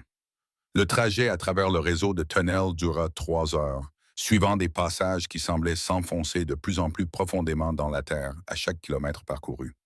Rebecca avançait avec l'assurance de quelqu'un qui avait déjà parcouru ces galeries, tandis que Jasper avait du mal à concilier l'infrastructure sophistiquée qu'il rencontrait avec sa compréhension de l'histoire de la vallée. Ce n'étaient pas de simples tunnels miniers. Quelqu'un avait investi beaucoup de temps et de ressources pour agrandir et moderniser le réseau souterrain en installant des systèmes électriques, de ventilation et de communication qui suggéraient une utilisation professionnelle continue. Le réseau de trafic avait essentiellement créé un monde parallèle sous la vallée de Copper Creek, avec des installations de stockage, des zones de détention et des couloirs de transport permettant de déplacer des personnes et des marchandises à travers la région. Sans aucune détection en surface, c'est au troisième point de contrôle, une jonction où plusieurs passages convergeaient, que Rebecca le conduisit à une cachette qui allait changer à jamais sa compréhension de ce à quoi ils étaient confrontés. Celle-ci était dissimulée derrière un faux mur auquel seule sa connaissance spécifique lui permettait d'accéder. Thomas avait dissimulé ce qui semblait être ses dossiers de renseignements les plus sensibles. Mais parmi les documents se trouvait quelque chose qui fit trembler les mains de Jasper lorsqu'il l'examina. Une plaque d'identité militaire portant son propre nom, son grade et son numéro matricule. Le métal était terni par le temps et la chaîne était cassée, comme si elle avait été arrachée violemment.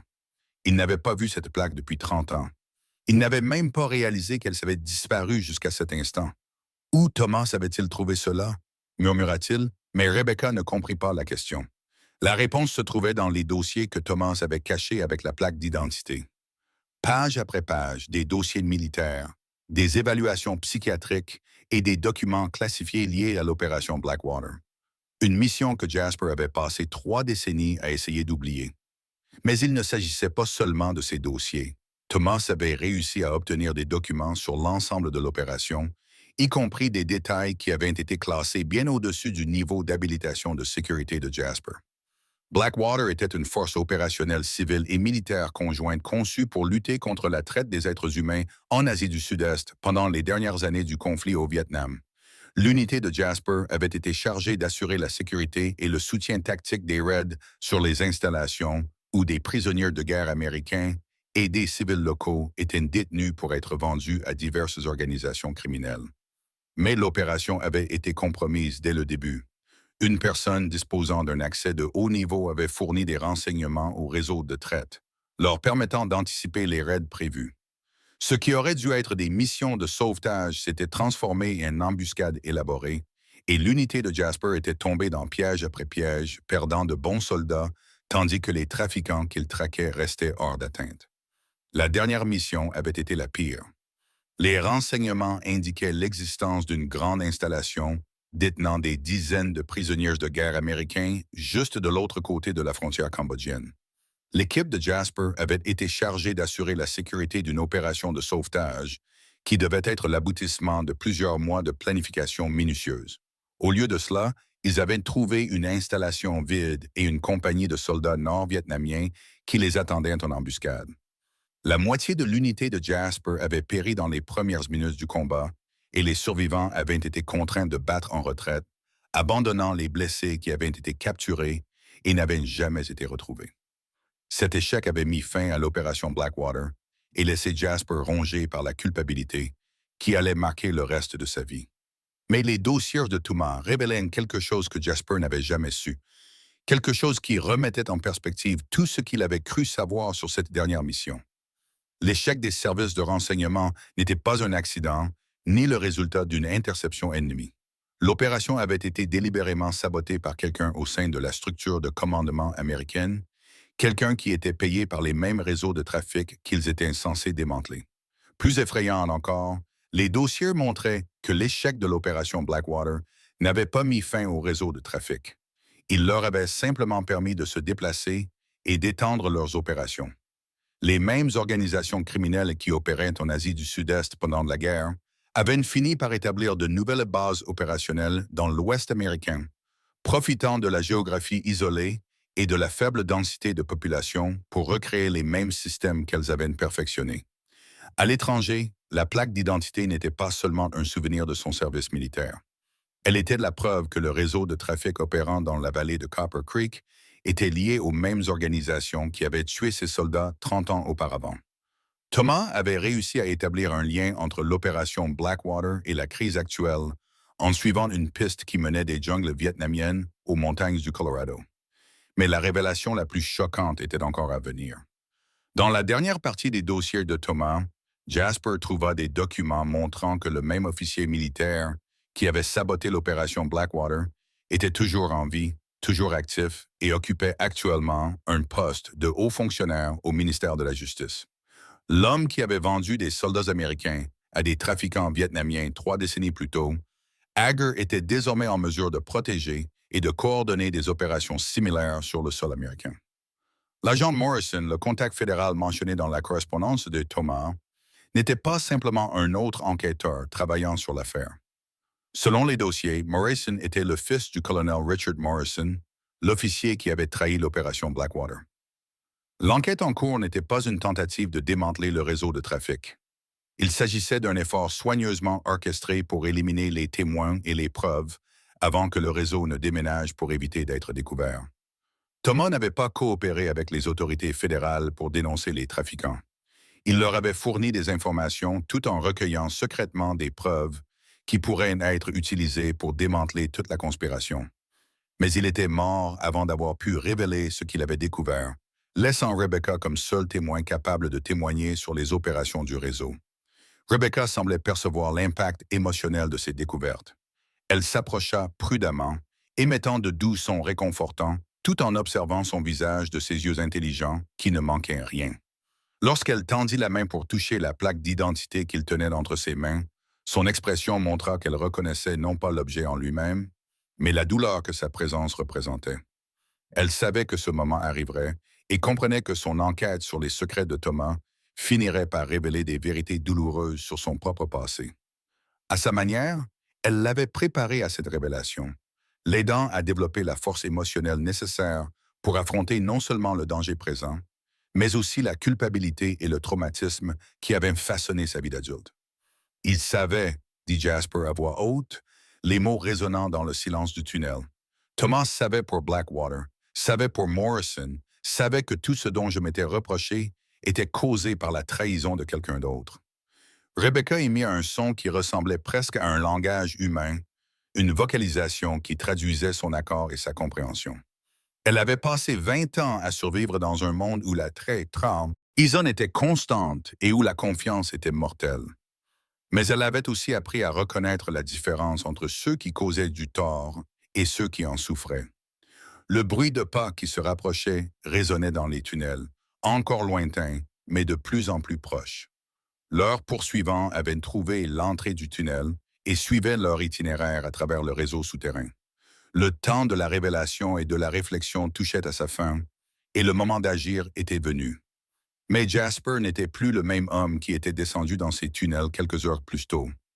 La découverte des dossiers de Thomas avait levé le poids de la culpabilité qui pesait sur lui depuis 30 ans, le remplaçant par une clarté d'esprit qu'il n'avait plus ressentie depuis son service militaire. Les ennemis auxquels il faisait face maintenant étaient les mêmes que ceux qui avaient tué ses soldats au Vietnam, qui avaient trahi les militaires américains pour le profit, qui continuaient à tirer profit de la souffrance humaine des décennies plus tard. Rebecca rassembla les dossiers de Thomas et les explosifs, ses mouvements rapides et efficaces. Elle comprenait que leur mission avait pris une nouvelle dimension, que le sauvetage de Katie Morrison faisait désormais partie d'une confrontation plus large avec des forces qui opéraient dans l'ombre depuis des décennies. Alors qu'ils se préparaient à poursuivre leur route vers le centre, Jasper réalisa que le plus grand cadeau de son frère n'était pas les dossiers des services secrets, ni les itinéraires de fuite, ni même les armes que Thomas avait laissées derrière lui. Son plus grand cadeau était de la vérité. La prise de conscience que certains échecs n'étaient pas du tout des échecs, mais le résultat inévitable d'une lutte contre des ennemis prêts à tout sacrifier. Et n'importe qui pour le profit, l'ermite des montagnes qui avait passé 30 ans à fuir son passé était sur le point d'affronter les personnes qui avaient créé ce passé. Et cette fois, il ne se battrait pas comme un soldat naïf suivant des ordres corrompus, mais comme un homme qui comprenait exactement à quoi il était confronté. L'installation centrale se révéla progressivement à mesure qu'ils approchaient de la dernière partie du tunnel. Ce qui était autrefois une exploitation minière légitime avait été transformé en quelque chose de bien plus sinistre, un complexe souterrain sophistiqué qui combinait l'infrastructure d'une mine industrielle avec les dispositifs de sécurité d'une installation militaire. Le système de tunnel se terminait par une lourde porte en acier qui semblait avoir été récemment installée et entretenue.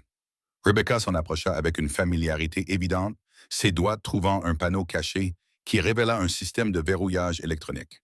Mais au lieu d'essayer d'accéder à la serrure, elle conduisit Jasper vers une autre cachette située à proximité. Cette dernière cachette contenait l'équipement le plus sophistiqué de Thomas, des lunettes de vision nocturne, du matériel de communication tactique et, surtout, un petit appareil qui semblait être une sorte d'outil de guerre électronique.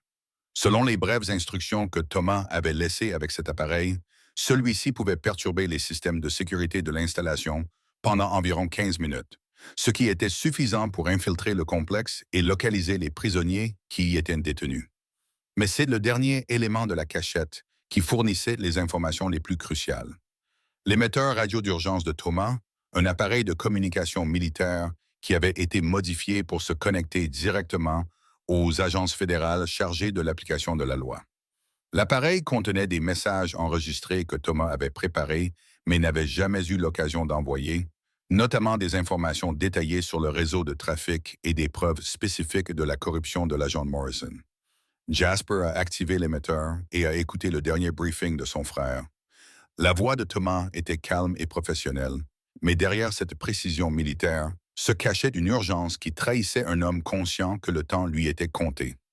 Ici, l'agent Thomas Cunningham, numéro d'identification fédérale 77492 Alpha.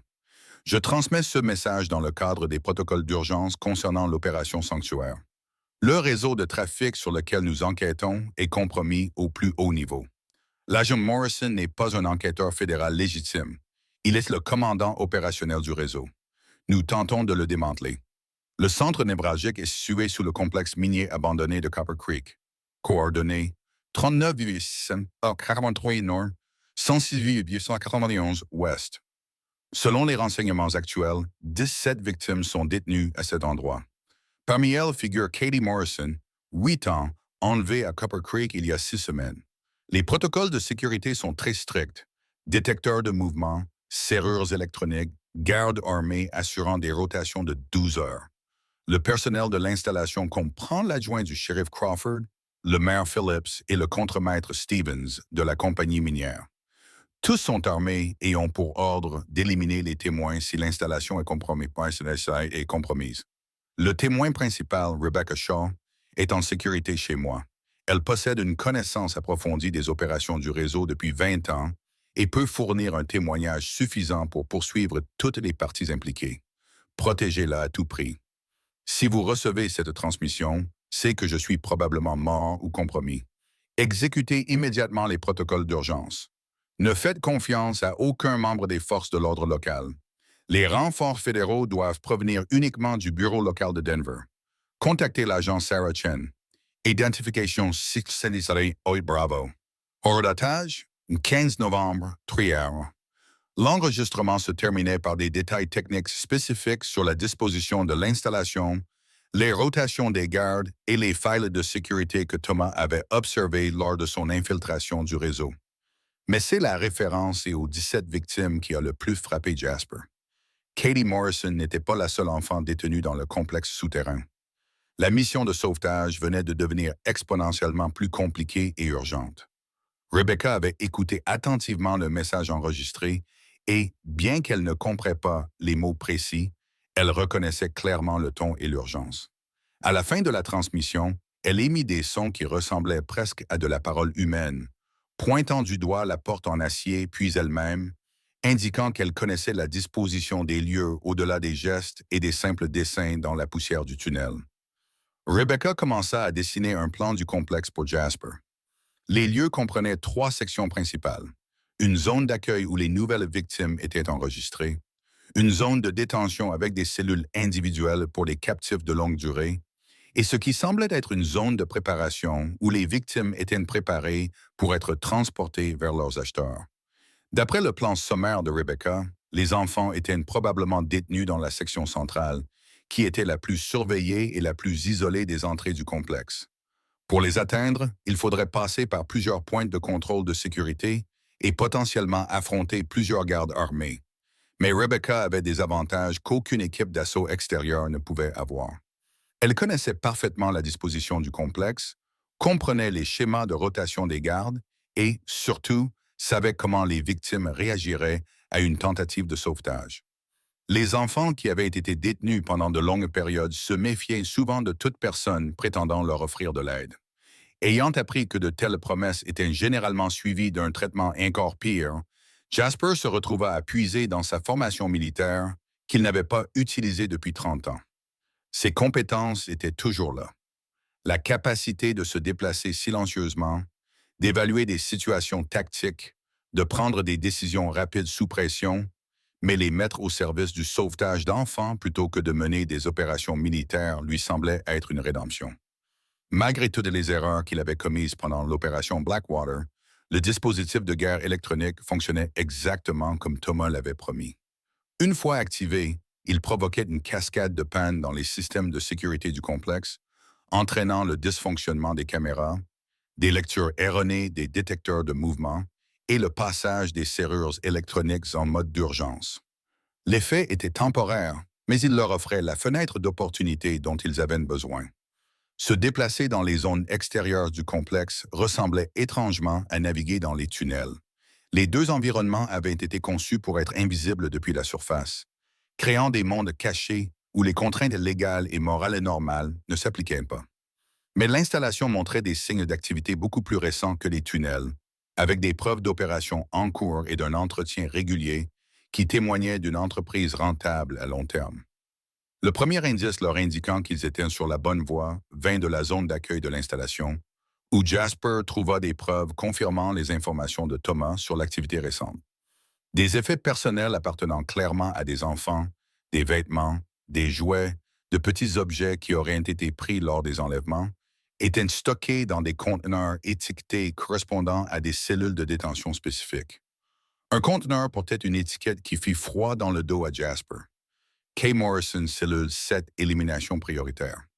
Le terme élimination prioritaire ne pouvait signifier qu'une seule chose. Katie Morrison avait été marquée pour élimination, probablement parce que sa disparition avait attiré trop d'attention ou parce qu'elle s'était avérée difficile à contrôler. La réaction de Rebecca face au conteneur étiqueté fut immédiate et déchirante. Elle reconnut le système, comprit la signification des étiquettes, et sa détresse indiquait clairement qu'ils étaient à la court de temps. Les enfants de cet établissement n'étaient pas seulement détenus en vue d'une éventuelle vente. Certains d'entre eux étaient préparés à être assassinés. À mesure qu'ils s'enfonçaient dans le complexe, les bruits de l'activité humaine devenaient audibles. Des voix étouffées, des bruits de pas et, plus inquiétants encore, les doux sanglots d'enfants. Les victimes étaient proches, mais leurs ravisseurs aussi. Les protocoles de sécurité de l'établissement avaient peut-être été perturbés, mais les gardes humains restaient vigilants et dangereux. C'est dans le couloir menant aux cellules de détention qu'ils ont découvert la première preuve directe de la véritable fonction de l'établissement. Les murs étaient tapissés de photographies, des dizaines d'enfants, certains récents, d'autres datant de plusieurs années. Chaque image marquait une nouvelle victime du réseau de trafic. Certaines photos portaient des annotations sur des placements réussis, d'autres étaient marquées de symboles que Jasper ne voulait pas interpréter de trop près. Mais c'est la dernière photo de la série qui a fourni les informations les plus cruciales. Elle montrait l'agent Morrison, non pas l'agent Morrison actuel, qui avait correspondu avec Thomas, mais un homme plus âgé qui présentait une nette ressemblance familiale. La photo datait d'il y a 30 ans et portait la légende « coordinateur de l'opération Blackwater Acquisition ». Le lien était établi. Le même réseau criminel qui avait corrompu l'opération Blackwater au Vietnam avait simplement transféré ses activités sur le sol américain, utilisant les compétences et les contacts qu'il avait développés pendant la guerre pour créer une entreprise de trafic intérieur. Le père de l'agent Morrison n'avait pas seulement trahi les soldats américains. Il avait utilisé cette trahison pour établir un empire criminel que son fils contrôlait désormais. Rebecca toucha le bras de Jasper et désigna un couloir spécifique qui menait plus loin dans le bâtiment. D'après ses jets, les cellules de détention se trouvaient juste devant, ainsi que les gardes qui se battraient pour empêcher toute tentative de sauvetage, mais ils étaient allés trop loin pour battre en retraite. Katie Morrison et ses autres enfants comptaient désormais sur eux. Et un échec signifierait non seulement la mort de victimes innocentes, mais aussi la poursuite des activités d'un réseau qui détruisait des vies depuis des décennies, alors qu'il se préparait à l'approche finale des cellules de détention. Jasper réalisa que les compétences que Thomas lui avait enseignées grâce à son intelligence cachée n'étaient pas seulement tactiques, elles étaient morales. Le combat qu'il s'apprêtait à mener ne concernait pas seulement de sauver des enfants en particulier, mais d'affronter le même mal qui hantait sa vie depuis 30 ans. L'ermite des montagnes était sur le point de devenir le protecteur qu'il aurait dû être il y a 3 décennies, et cette fois, il ne laisserait personne tomber. La zone de détention était une horreur qui dépassait même les pires attentes de Jasper. Des cellules individuelles bordaient les deux côtés d'un couloir central, chacune contenant un enfant qui avait été enlevé à sa famille et réduit à l'état de marchandise dans une entreprise criminelle. Le plus jeune semblait avoir à peine 6 ans, le plus âgé peut-être 12 ans, tous montrant les séquelles psychologiques d'une captivité prolongée. Katie Morrison se trouvait dans la cellule 7, exactement comme l'indiquait l'étiquette du conteneur. Elle était recroquevillée dans un coin de sa cellule en béton, vêtue des mêmes habits qu'au moment de sa disparition 6 semaines plus tôt, désormais sales et déchirés. Mais elle était en vie, et ses yeux conservaient encore l'étincelle d'intelligence qui suggérait que son esprit n'avait pas été complètement brisé. Rebecca aborda les enfants avec maestria. Au lieu d'essayer de communiquer avec des mots qu'ils ne comprenaient peut-être pas ou auxquels ils ne faisaient pas confiance, elle utilisa des sons et des gestes qui leur inspiraient un sentiment de sécurité sans déclencher les réactions de peur qui leur avaient été conditionnées. Au cours de ces 20 années de captivité, elle avait appris à reconnaître un véritable sauvetage parmi les promesses mensongères qui précèdent souvent un traitement encore pire. Le premier défi était les serrures des cellules, des systèmes électroniques qui avaient été partiellement perturbés par le dispositif de Thomas, mais qui nécessitaient encore des codes de déverrouillage spécifiques pour s'ouvrir complètement. Mais Rebecca avait des solutions que l'intelligence de Thomas n'avait pas envisagées. Elle montra à Jasper comment les serrures pouvaient être neutralisées mécaniquement à l'aide de techniques qu'elle avait apparemment apprises pendant sa propre captivité. Des méthodes qui suggéraient qu'elle avait passé des années à étudier tous les aspects de la sécurité de sa prison alors qu'il commençait à ouvrir les cellules. Les réactions des enfants varièrent considérablement. Certains se recroquevillèrent davantage dans leurs cellules, trop terrifiés pour croire que le sauvetage était possible. D'autres s'approchèrent prudemment, reconnaissant en Rebecca quelqu'un qui comprenait leur expérience d'une manière que les adultes normaux ne pouvaient pas comprendre.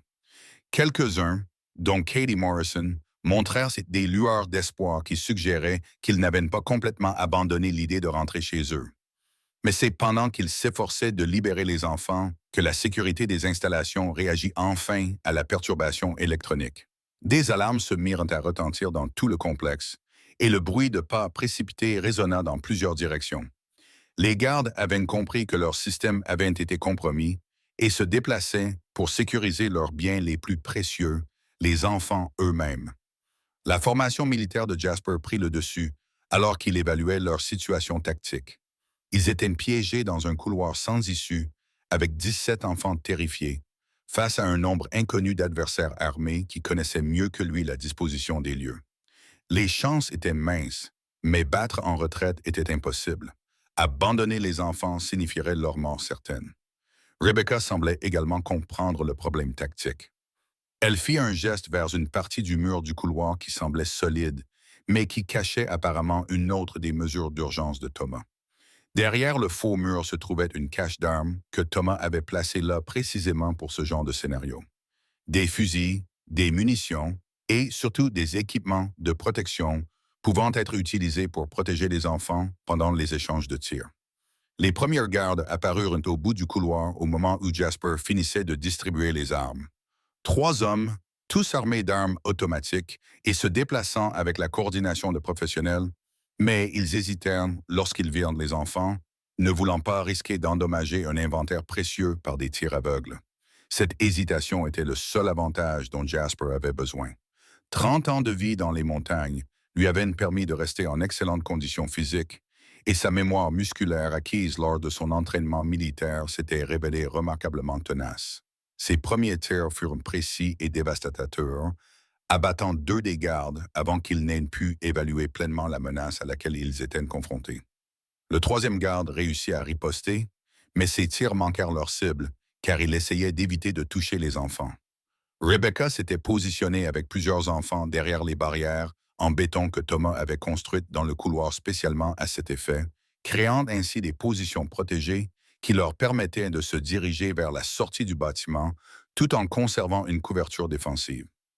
Mais alors même qu'il prenait l'avantage tactique dans la fusillade immédiate, Jasper pouvait entendre d'autres forces se mobiliser dans tout le bâtiment. Des communications radio résonnaient dans le bureau de sécurité. Les coordinateurs appelaient des renforts extérieurs et le bruit des véhicules arrivant à la surface suggérait que la réponse du réseau serait globale et écrasante.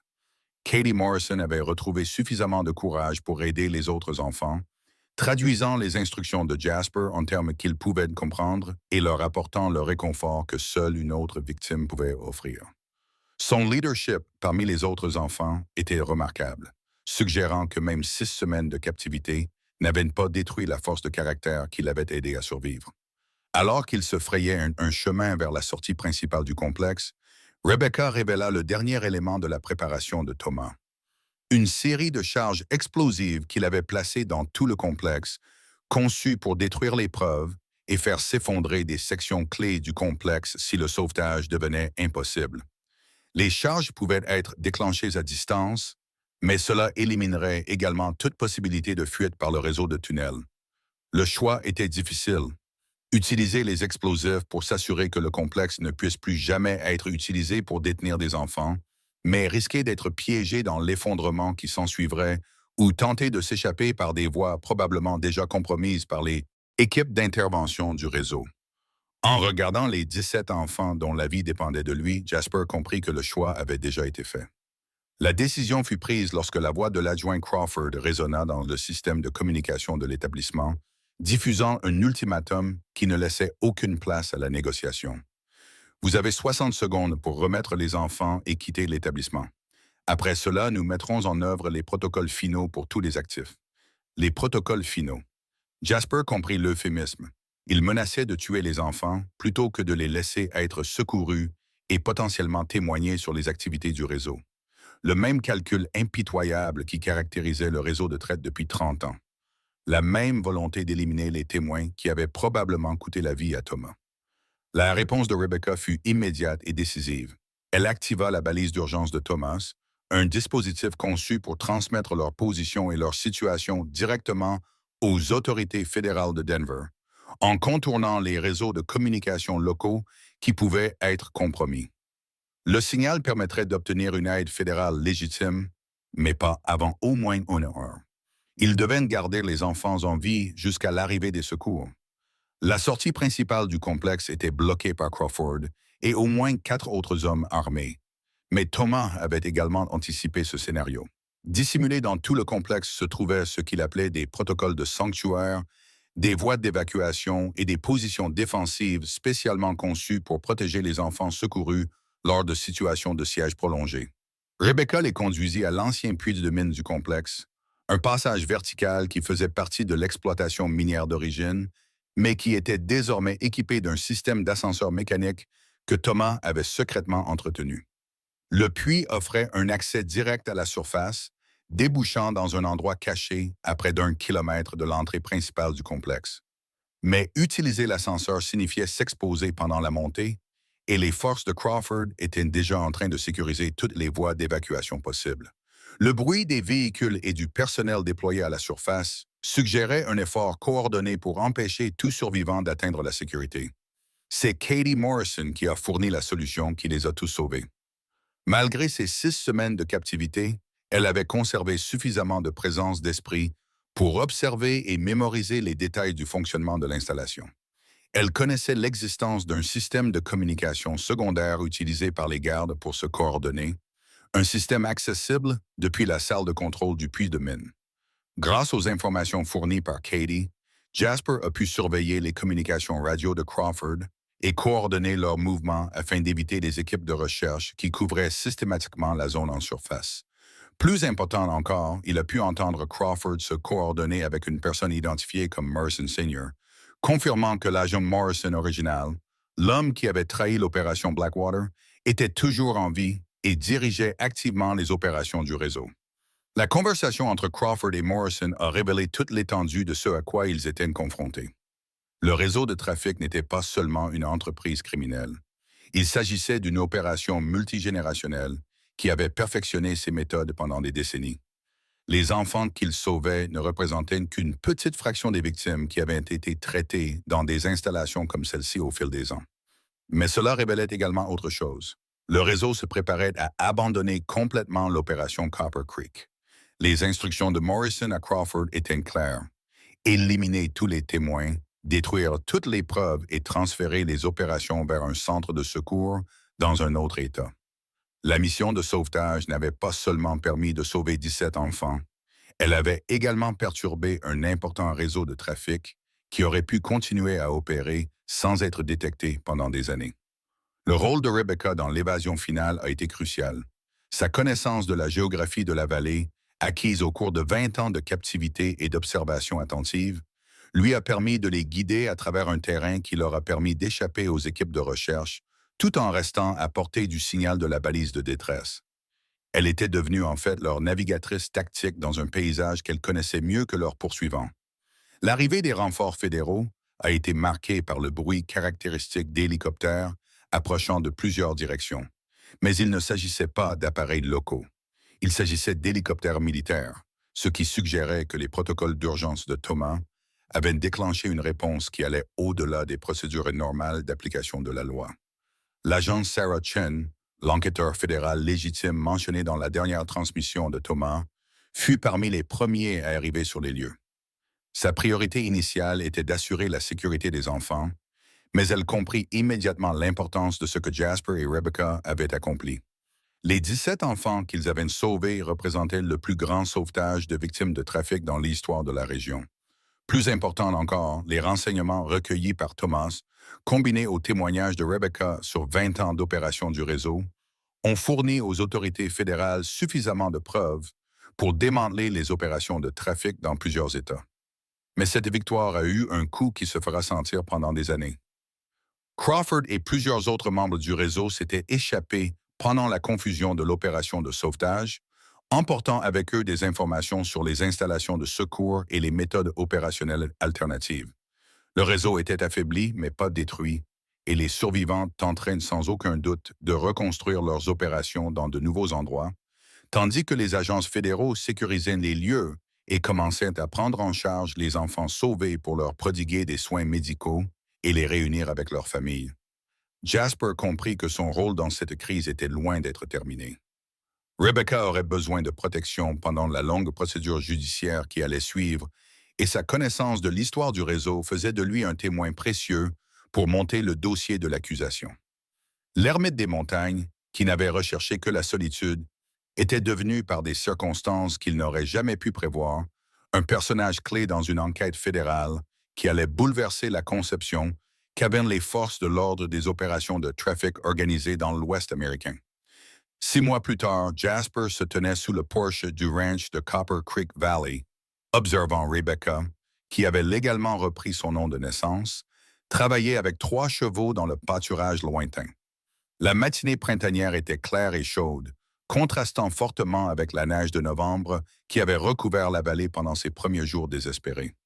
La procédure judiciaire avait été longue et complexe, nécessitant les témoignages de dizaines de témoins et la reconstitution minutieuse d'opérations de trafic qui s'étaient étendues sur plusieurs décennies. Le témoignage de Rebecca avait été particulièrement crucial, car elle était la seule témoin à pouvoir décrire les méthodes du réseau et identifier les principaux participants à partir de son expérience personnelle. Le procès avait attiré l'attention nationale, non seulement en raison de l'ampleur des opérations de trafic, mais aussi parce qu'il avait révélé que les agences fédérales avaient été compromises au plus haut niveau. Les agents Morrison, père et fils, purgeaient désormais des peines de prison à perpétuité consécutive, tout comme l'adjoint Crawford et 7 autres membres du réseau qui avaient été arrêtés lors de raids coordonnés dans 4 États. Mais pour Jasper, ce sont les transformations personnelles qui comptaient plus que les victoires juridiques. Katie Morrison avait retrouvé sa famille et faisait preuve d'une résilience remarquable dans son rétablissement. Les 16 autres enfants bénéficiaient tous de soins spécialisés et la plupart progressaient vers une vie normale malgré leurs expériences traumatisantes. Le rétablissement de Rebecca était le plus remarquable de tous. Grâce à l'accès à des soins médicaux appropriés, à l'éducation et, surtout, à la sécurité de savoir qu'elle était vraiment libre, elle avait commencé à retrouver la vie qui lui avait été volée 20 ans plus tôt. Elle apprenait à lire et à écrire, étudiait pour passer son examen d'équivalence du lycée et nouait lentement des relations avec des personnes qui pouvaient l'aider à naviguer dans les complexités de la société moderne. Le ranch lui-même avait également été transformé. Au lieu de vendre la propriété et de retourner dans son sanctuaire de montagne, Jasper avait décidé d'honorer la mémoire de Thomas en poursuivant son travail sous une forme différente. Le ranch servait désormais de centre de transition pour les survivants de la traite, offrant un environnement sûr où les victimes pouvaient entamer leur processus de rétablissement, loin des pressions et des déclencheurs du milieu urbain. L'agent Sarah Chen avait joué un rôle déterminant dans la mise en place du programme, utilisant les ressources fédérales pour financer le centre, tout en maintenant les protocoles de sécurité nécessaires pour protéger les résidents contre d'éventuelles représailles. Le réseau de tunnels souterrains avait été scellé, mais l'emplacement isolé du ranch et sa géographie défendable en faisaient un lieu idéal pour un programme qui exigeait à la fois sécurité et confidentialité. Ce travail était difficile d'une manière à laquelle l'isolement de Jasper dans les montagnes ne l'avait pas préparé. Chaque survivant avait subi un traumatisme unique et avait des besoins spécifiques, ce qui exigeait de la patience, de la compréhension et des compétences qu'il était encore en train d'acquérir. Mais ce travail était également gratifiant d'une manière que 30 ans de solitude n'auraient jamais pu égaler. Rebecca était devenue sa partenaire dans ce travail, utilisant sa propre expérience pour aider les nouveaux arrivants à comprendre que la guérison était possible et que la confiance pouvait être progressivement rétablie. Sa capacité à communiquer avec les victimes d'une manière que les professionnels ne pouvaient égaler la rendait indispensable à la réussite du programme. Ce matin-là, elle travaillait avec un nouveau venu, un adolescent qui avait été sauvé d'un réseau de traite d'êtres humains au Nevada quelques semaines plus tôt. Comme Rebecca, il avait été retenu captif pendant des années et avait oublié une grande partie des interactions humaines normales.